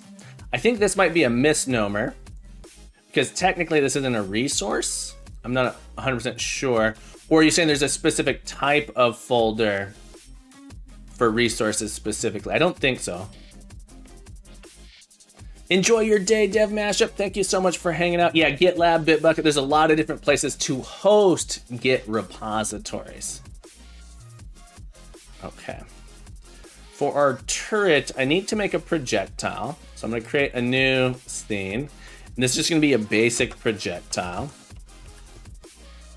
here. And the projectile itself is just going to be a little dot, not a specific type of folder, no, but it is a generic name to hold. Gotcha. I think I like the name resources better than autoload. I agree with you, that Captain Fubar. I think that's a really, really good, a much better name. I've asked this in the past.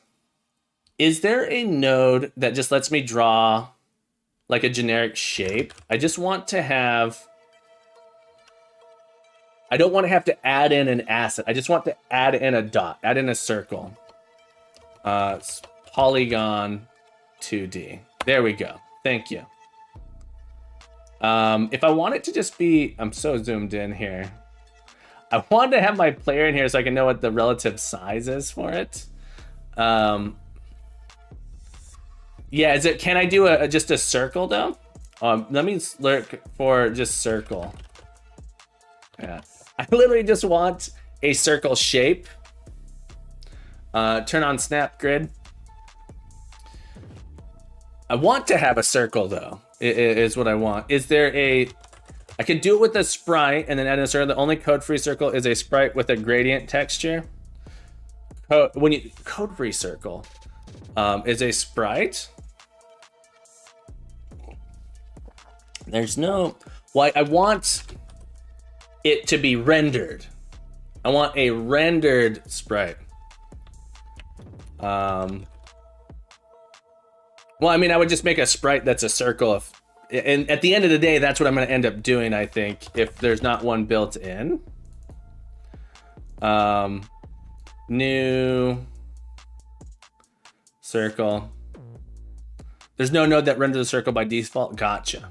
Shapecast is going to do like check for collisions using a gradient textured 2D. And then add a mask to it. And then you're gonna suggest add a sprite 2D plus a gradient textured 2D. Fill. Make it radial.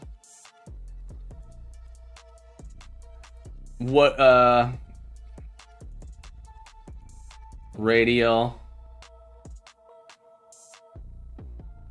Make it fill, make it radial. Now drag dots. Edit the gradient.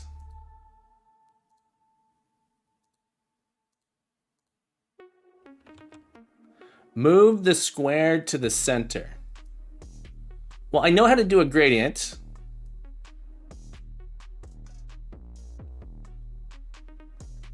All right, but that's not gonna give me an actual circle. So I could do that. Okay.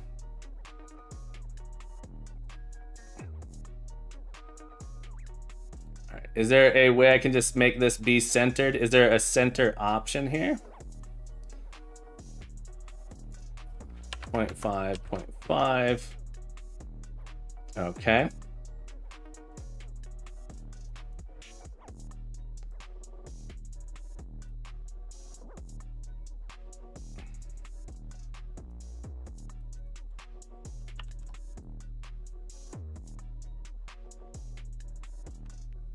Change the mode to constants.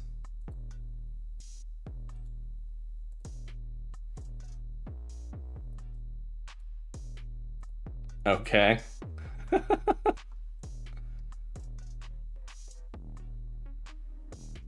Put on your sunglasses. That's right. All right. So we have a sprite.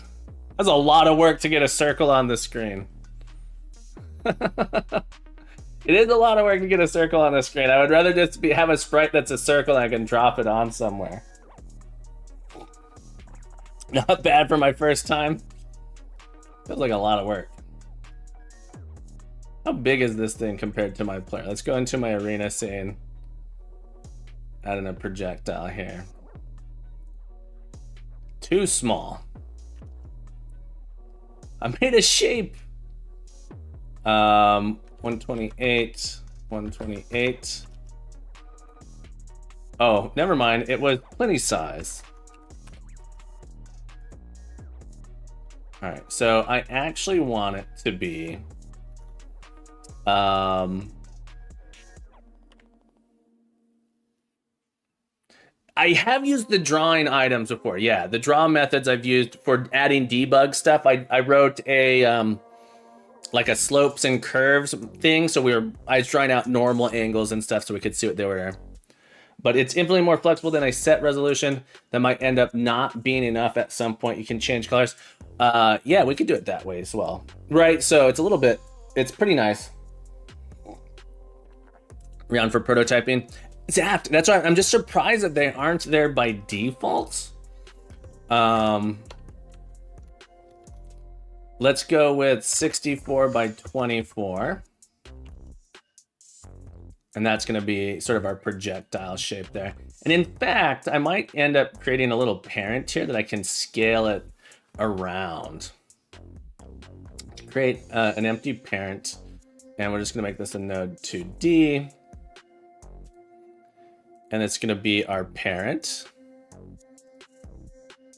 The Swiss texture knife of Godot.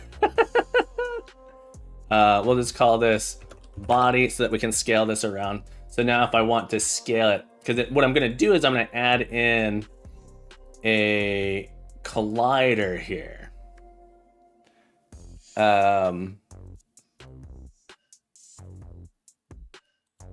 Let's add an area 2D like this. so that we can get triggers from it. And we want to get in a circle or shape collision 2D like this, and we're gonna make it a circle. And we just scale it out a little bit. Like so. And then we should be able to scale this whole body now. There we go. And now we have this collider for our projectile that we can fire. So this is the idea for a projectile. Our projectile is going to have like a speed associated with it as well. The shape can be a circle, and you can show collision shapes, but drawing circle directly, no, you can't. Zap, that's what I'm saying. That's what I'm saying. It's totally fine. Fubar, thank you so much. R2 is the root node should suffice for a projectile unless you want complex behavior. You're suggesting I make it the root. You're suggesting I move the, make this the area 2D. I wanted to be able to scale that easily on my body here. So the reason I put it down here is I wanted to scale it. And so if the shape of my bullet changes, right? So if the shape of my projectile changes, so does the collision shape. That's my main reason for wanting to do that. And then I can just have the signal come off of the projectile here. So I can just connect a script. Scaling with physics objects doesn't work. So you're saying I shouldn't do that. That's too bad. It works, but I shouldn't. Can misbehave. That's disappointing. Okay. Let me move this up here. It will not dynamically change, no. But I might have changed the... It's a good question. Dynamic changes, okay. Okay, in that case, I would probably make subclasses of this. I was hoping to be able to do bullets that did dynamically change, yeah. So you're saying I cannot, it has to be like pre-baked a little bit then? That's too bad. Because I was just gonna have a signal that comes off here that forwards the area 2D up to the projectile. Enable and disable as needed. Okay. All right, let's make this.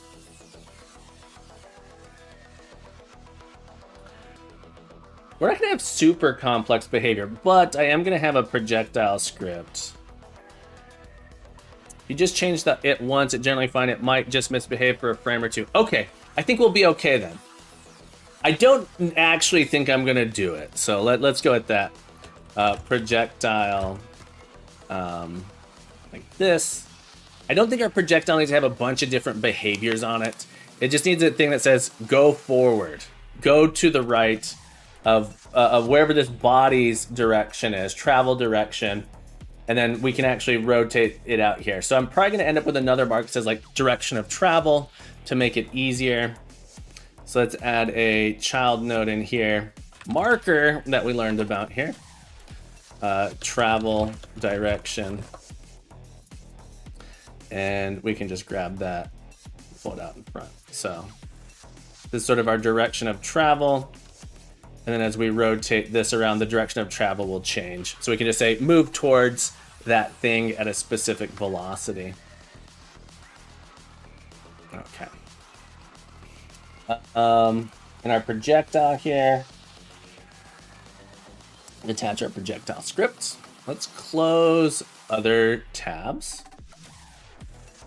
Class name, projectile. We want a signal that we're gonna forward across here.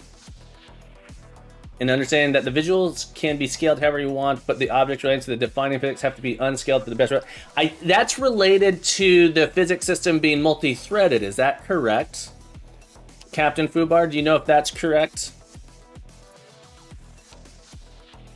That would be my imagining, like my gut feeling is it's related to the physics running on a separate thread from everything. And in fact, like, physics is running on multiple threads. So that is the thought I'm having. Not related to threads? Okay. I'd be curious to understand under the hood what's going on there. Was an issue before thread running? Gotcha.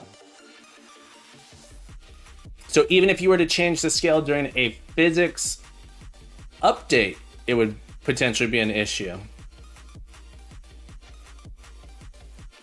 Don't want to change it every frame. Okay. So for our projectile,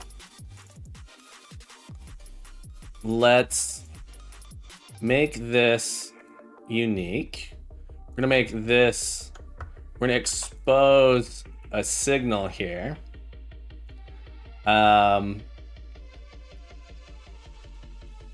Body entered, area entered. And we're gonna connect it to our projectile.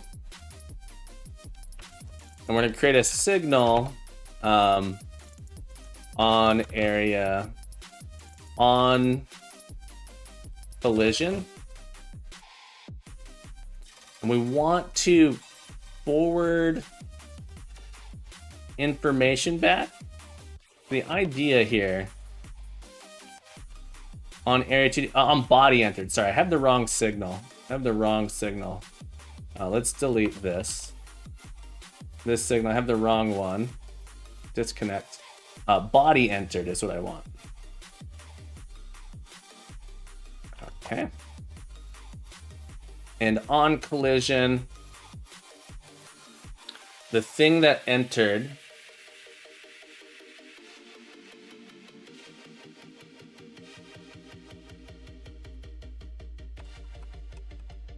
body, I guess. On collision dot emit body. You can listen for that collision, but really we're gonna do damage. I'm just probably shouldn't write this yet because I don't know exactly how I want to get it. Change it in a frame when you are already tested for no collision in the next frame. It's halfway colliding into another object. A physics-based object will calculate a very different reaction. Gotcha.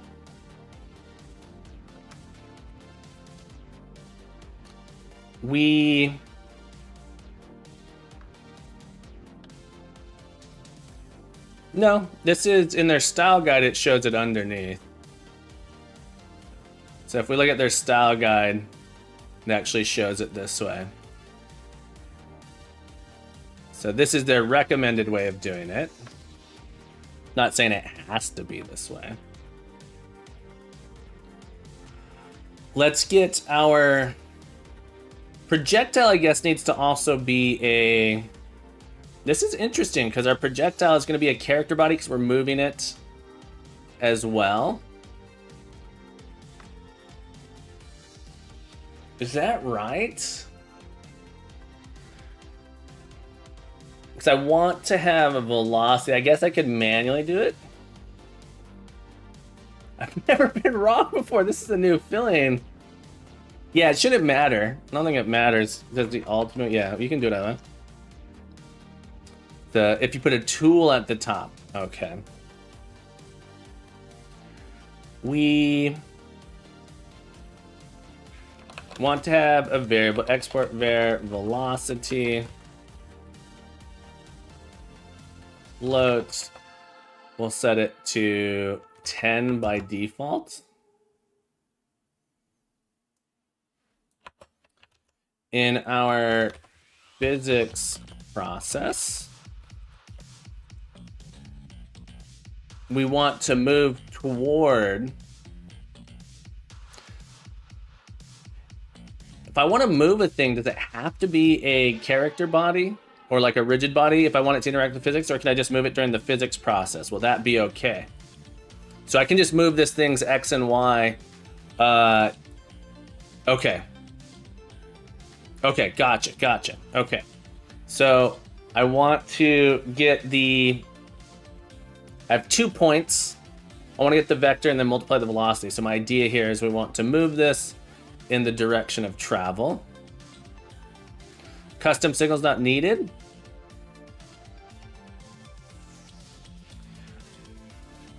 If I want to, probably, yeah, let me go and delete this. My main idea for doing that was so I could connect it in another scene when I just have the top level here. But I actually don't think I'm gonna need that. Let me just disconnect. I was thinking too far ahead. I don't actually think I'm gonna need that. Instead, it's just gonna be actually when the,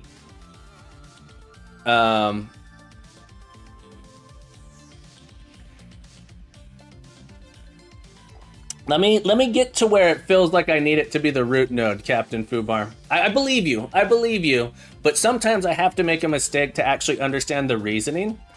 So if you're just telling me to do it there, I'm not yet convinced that's true. Yeah. So I believe you, but I'm not convinced that that's the way I want to do it. Right? So I want to make that mistake. So, yeah, I'm not 100% sure yet.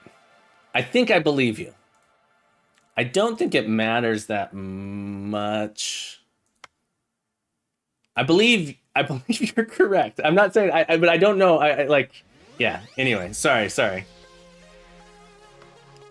often and fail fast. Yeah. So I don't think I've written in such a way that'd be hard to change it yet. All right. So I want to get on ready var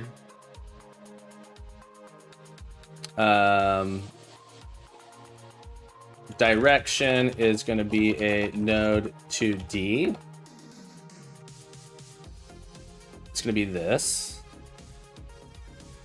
and I want to move towards that thing. So direction dot position, global position.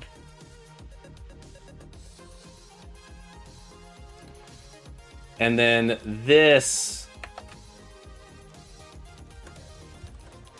I have to do self dot global position.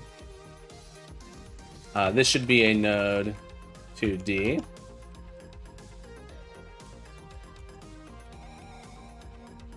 I want to get this, I believe.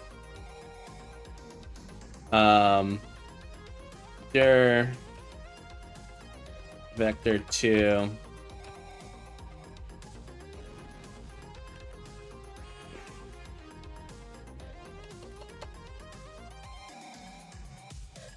Ooh, can I not do a subtraction on that? Oh, it's saying I want to put a var keyword in front of it. There we go. This. This is sort of like a node that's telling me where my direction is, where I want it to go.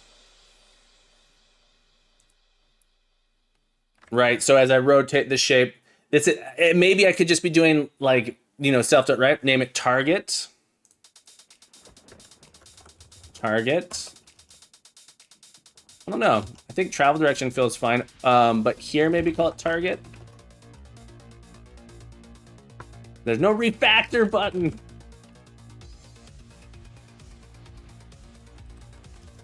Well, the turret's gonna set the rotation. The turret is gonna set the rotation. Muzzle.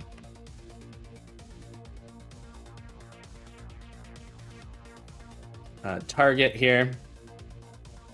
Okay. So in this process, I want to move this object a little bit. So I fear. So here's what one of the challenges of why this isn't a character body is. I want this to not be able to pass through objects. So I worry that if I'm moving this directly, it's going to pass through objects. Should I make it a character body in that way? Because I don't want it to be able to pass through objects between frames. I'd love to be able to just set the velocity, direction dot normalized times velocity.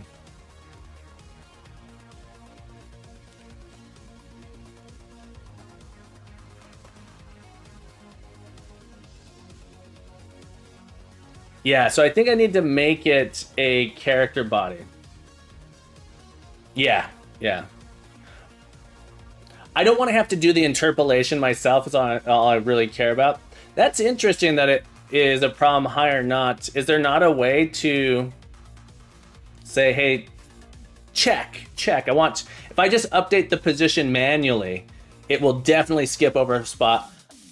I would assume that if I do a character body.move, it will actually go through it and it will check. Yeah, we haven't had a hat redeemed since we came back from it. It'll actually do at least a very basic check where it says, am I going to collide with anything and stop ahead of time? So I think my projectile needs to be a character body. Lance with the bonus hat. Thank you so much. Is that true, Captain Fubar? I don't like that. Thank you so much for the hat. Thank you so much for the hat. Let's do it. Is there, how do I avoid that? How do I avoid that? So in other programs, I would just say interpolate. Make sure that I don't go through a physical object. So in other programs, in other engines, and other tools I've used, I say, hey, by the way, I want you to interpolate this so I can't pass through an object. And if I'm traveling in a straight line, that's easy to do.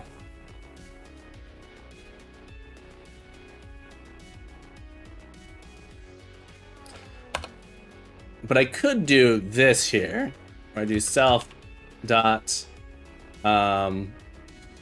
global position equals plus equals dir, like that.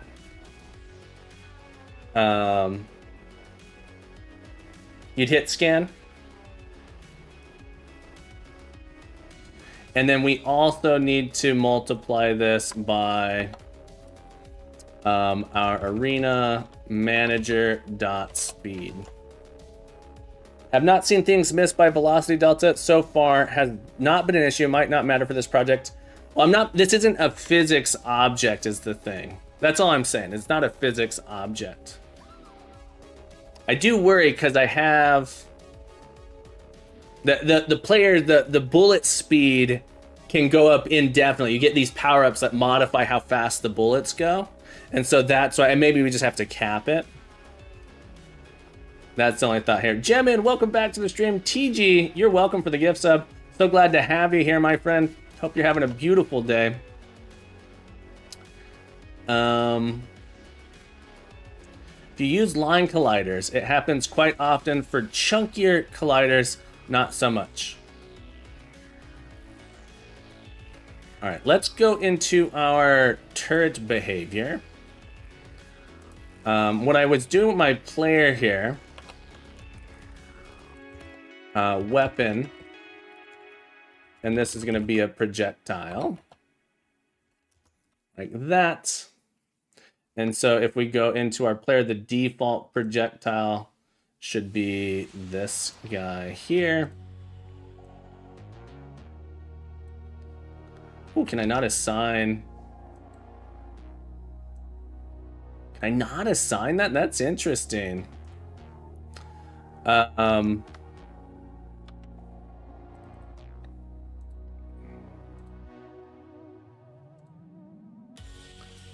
surprised I can't assign that there. Because I want to be able to instantiate one of these. Maybe I don't understand. Do I have to make this a scene or something? I want to be able to create one of these. I probably need to do an object pull. If we calculate that the single physics time step is greater than, I need a packed scene type.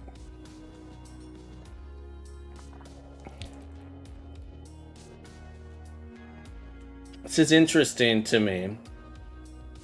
So I want the type that I still put in here to be some.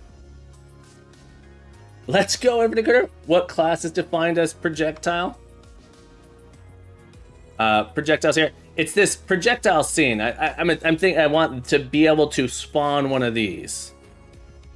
Yeah, here's the script.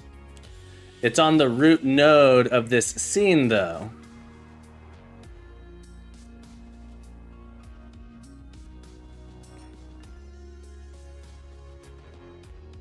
Should work. Weapon here is this. I have this scene. It doesn't let me put that in here.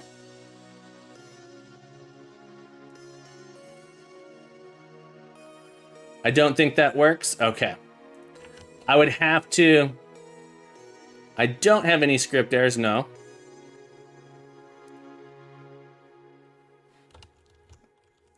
No script errors.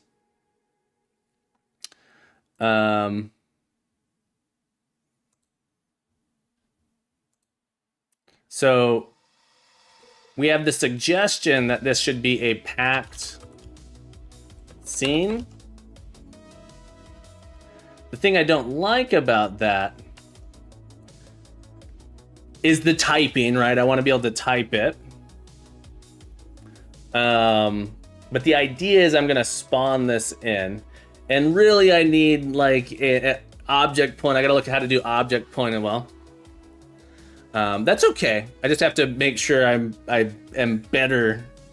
I have to make sure that I like to baby proof things for myself. I'm bad. I like to baby proof. Okay, so fire is going to take player.weapon, and I need to instantiate this. Do a search and push runs. Do you think, will a game engine make me better at making games? Godot Wild Jam is a good stream title. Maybe. It's not a bad stream title. I think naming your streams are hard to... Naming a stream does very little. I think making sure people know like what language you're using, what you're doing. Yeah, I think that's a little too long. I don't think people will see the whole title. Yeah, what is the instantiate? Scene.instantiate? Projectile. The scene.instantiate. That doesn't look right. Or is it player weapon? And I could look at the document table, instantiate. There we go.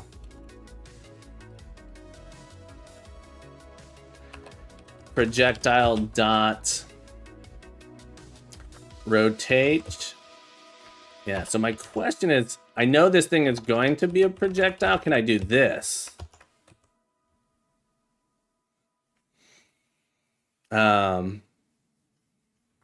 Yeah. Projectile dot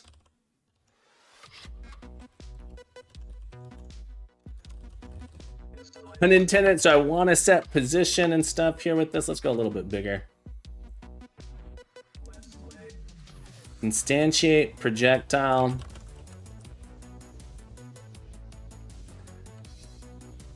May not understand this here. Let's read the documentation. Turn shift the scene has nodes. This is not what I want. Instantiates the scene's node hierarchy. Triggers scene instantiation. Triggers a node scene instantiation notification of root. What about instantiate? And then we can specify what it is.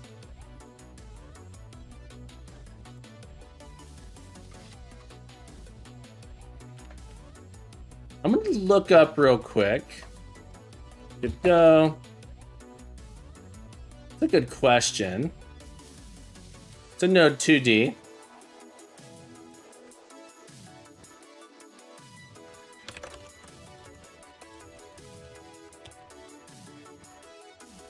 There's no position on it here.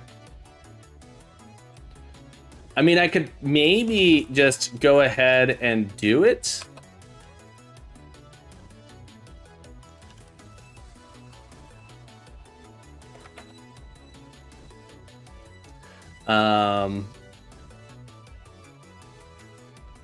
We should have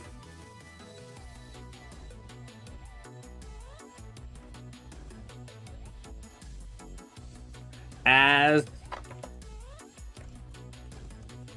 saying to do this. There we go. I'm surprised that this wasn't enough to do it. All right, there we go though. Surprised by putting the type on the left side wasn't enough to do it. And then we had to do as here. Okay. We got it though. We got it here. In my scene, fire position, let's make this unique. And this needs to be our on ready. Fire position. Like that. And it's going to be our fire position dot global position projectile dot rotation equals our turret dot rotation. We should be able to spawn one of these in like this. Object pulling is going to be a thing that we want to do for sure. Joe Active, welcome to the stream. I'm not getting any errors. No need for object pooling. Does this cost nothing? Does instantiating cost nothing to add something into the scene? I'm not doing it for garbage collection. I'm doing it because creating like hundreds of things per frame could be bad. And destroying hundreds of things per frame could be bad. This is like a horde game. It's not related to garbage collection at all. It's related to if you're creating hundreds per frame, definitely pull. Yeah, so like I think we're gonna want to pull for our projectiles. Print fire. Make sure that this is actually occurring.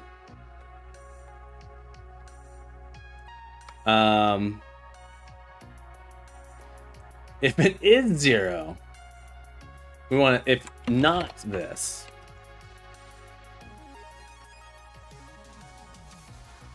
There we go. We don't seem to be actually spawning anything in though.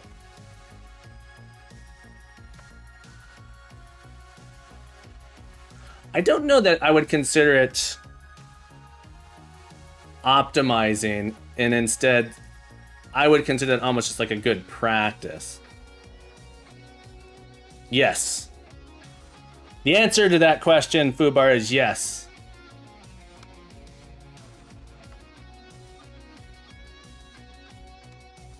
It's like a bullet hell game. We're not spawning anything in. I need to set, like, I need to... I'm instantiating, but it's not adding it to the scene. Ah, okay, so I gotta add the child to the tree. That's what I was thinking was not correct. We're not adding it into the scene.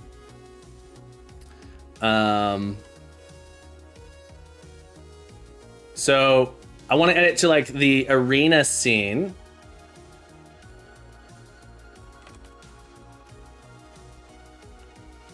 Spawn.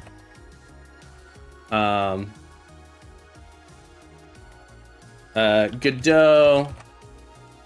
Add scene to tree.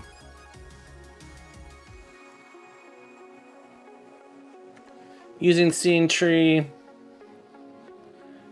Get tree.root.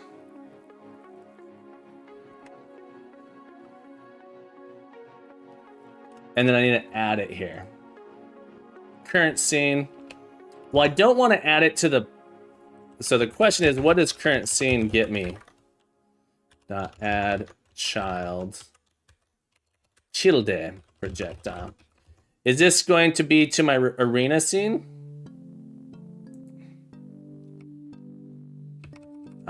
Current scene. Or is this going to be... And also is... Not declared here. I want to get... I would like for it to add it into here. I want it to be here. And in fact, I'm going to end up with a little area to put it here, or maybe add in another thing here. Yeah. All right, but that's not answering my question. My question is, what if I want to add it here? Yes, I need a bullet manager. You are correct. But what if I want to just add it here? That's sort of my question. Get tree dot current scene. Thank you. Add child. There's so much going on sometimes, it's hard. Projectile. Okay, and then yes, I definitely want a parent here. Like this.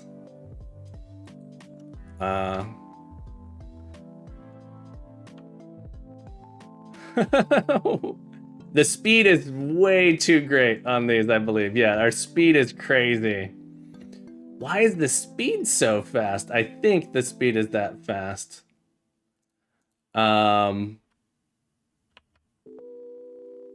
It must be. Hang on, let's go into our projectile.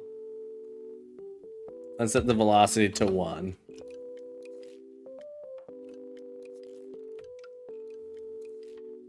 There we go. Why? All right, and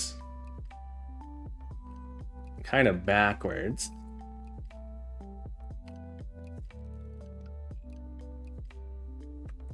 Times delta. There we go. That is. There we go. It's missing the delta. There we go. Now the speed is terribly slow. Now 10 makes sense. There we go. All right, and we'll add in a cooldown to that as well. Okay. Whatever happened to Miss Brick there? Push Toy, welcome back, Jormunder. Wolfric, how you doing, friend? Folks, Wolfric, what have you been working on? Jormunder, thank you for the hat. Folks, be sure to check out Wolfric, working on their own game dev adventure. Give them some love, hit that heart. Give them a follow. Thank you so much for the hat. Let's get another hat on this stack here. We got a few more minutes before we got to wrap up for the day. Thank you guys so much for being here. Thank you so much for hanging out. This must be inverted, is my guess. Is that this is really what I want? There we go. Now we got, look at that projectile. Whee! Yeah. So sometimes we'll end up firing, and there's going to be multiple players shooting lots and lots of projectiles like this. So I think some sort of manager would be good. All right. So now in our, let me do a commit here. And then we're going to add in our Lance. Not enough time. Git add, git commit. Beat, add simple projectile. Push that up here. So now I want to, in my arena, let's add in a simple 2D node here. This is foobar suggestion. This is going to be our bullet manager, and we'll end up adjusting that. So I want it to go into our bullet manager. So rather than,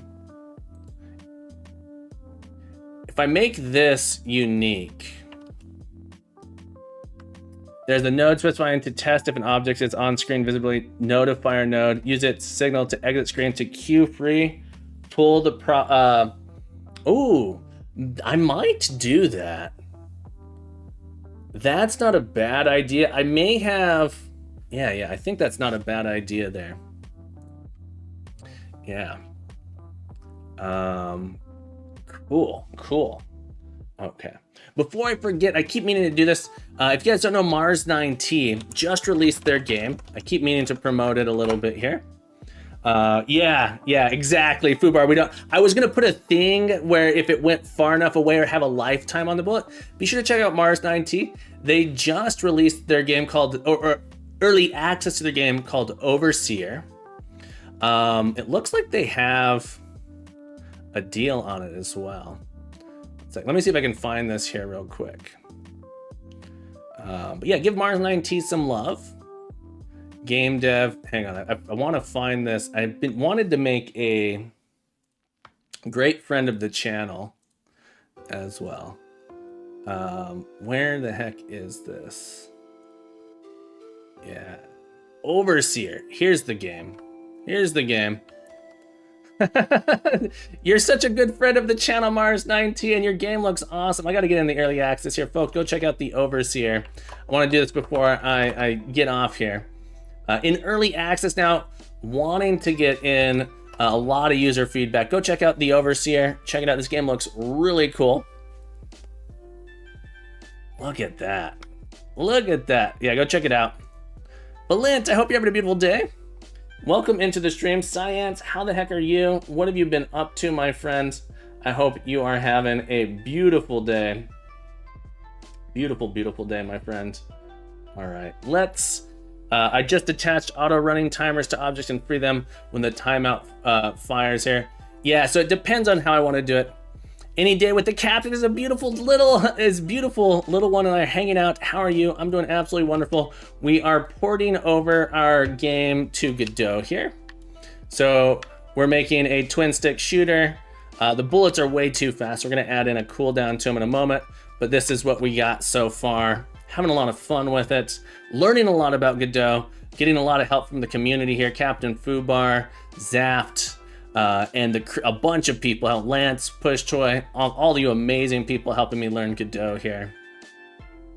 Let's go to our our turret here. Get rid of this print statement. Timers equal G script. Guess what is preferable? GD script? I'm just kidding. I'm just kidding. Godot nodes are absolutely preferable for performance, but Fubar, I thought we had agreed that we don't want to do the pre-optimization. No, Mars9T, thank you so much for the reminder. Great to have you here, my friend. Also, let's see if we can give a shout out here to Science Streams. Folks, if you like science, if you like watching, if you like having fun over here on the Twitch, check out Science Streams, incredible science communicator, friend of the stream, best friend here. Balint, I hope you're having a beautiful day. I'm glad to hear you're enjoying it. We're having a good time here. Bullet Manager. So I want to actually add this rather than to my arena. I want to add it to the Bullet Manager. Can I add that in here? Yeah, I think I can. On ready, var, Bullet Manager.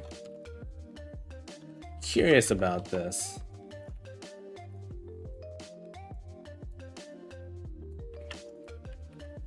That feels weird. I'm curious if we can do this. Bullet Manager.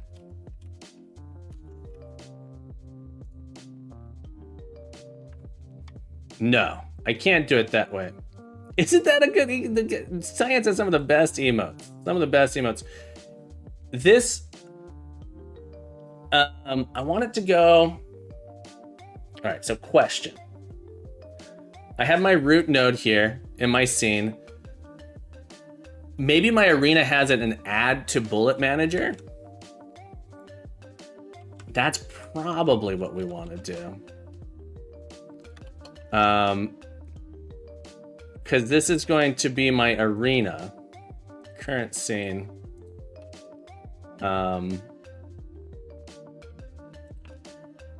want to add it into the Bullet Manager here. The Bullet Manager is actually going to be the thing that fires actually does. So there's more of a complex script here. You know what? We're gonna stop here. We're out of time because I'm realizing I want to actually create a script on my Bullet Manager that when we fire is the thing that instantiates / pulls this object into the scene. Like that. One last tip, node names equals Pascal case. Oh, thank you. You know, I actually think I've been following that. That's the first one where I hit space, yeah. I would like to access this. It's like a glow. It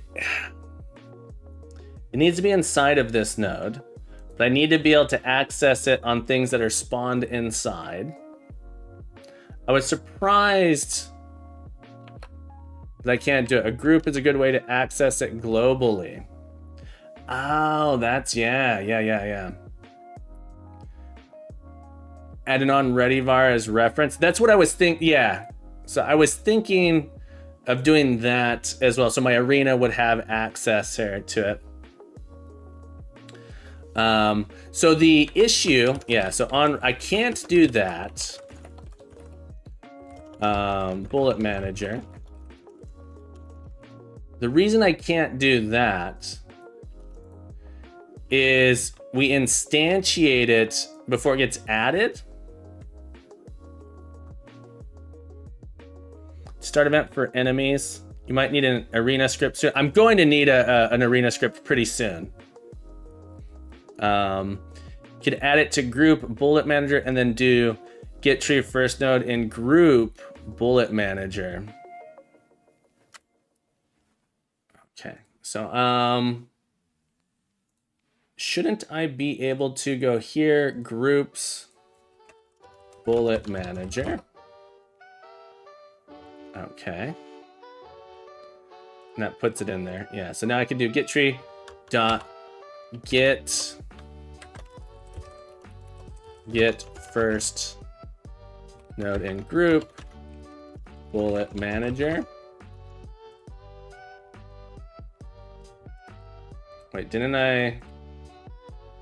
Oh, I did the wrong thing.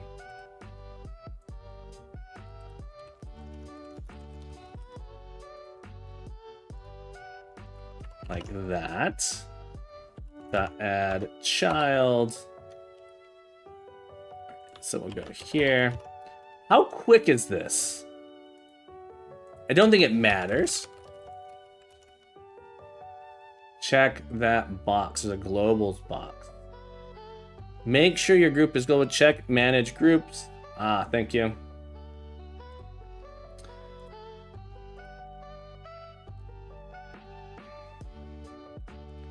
How do I make it global?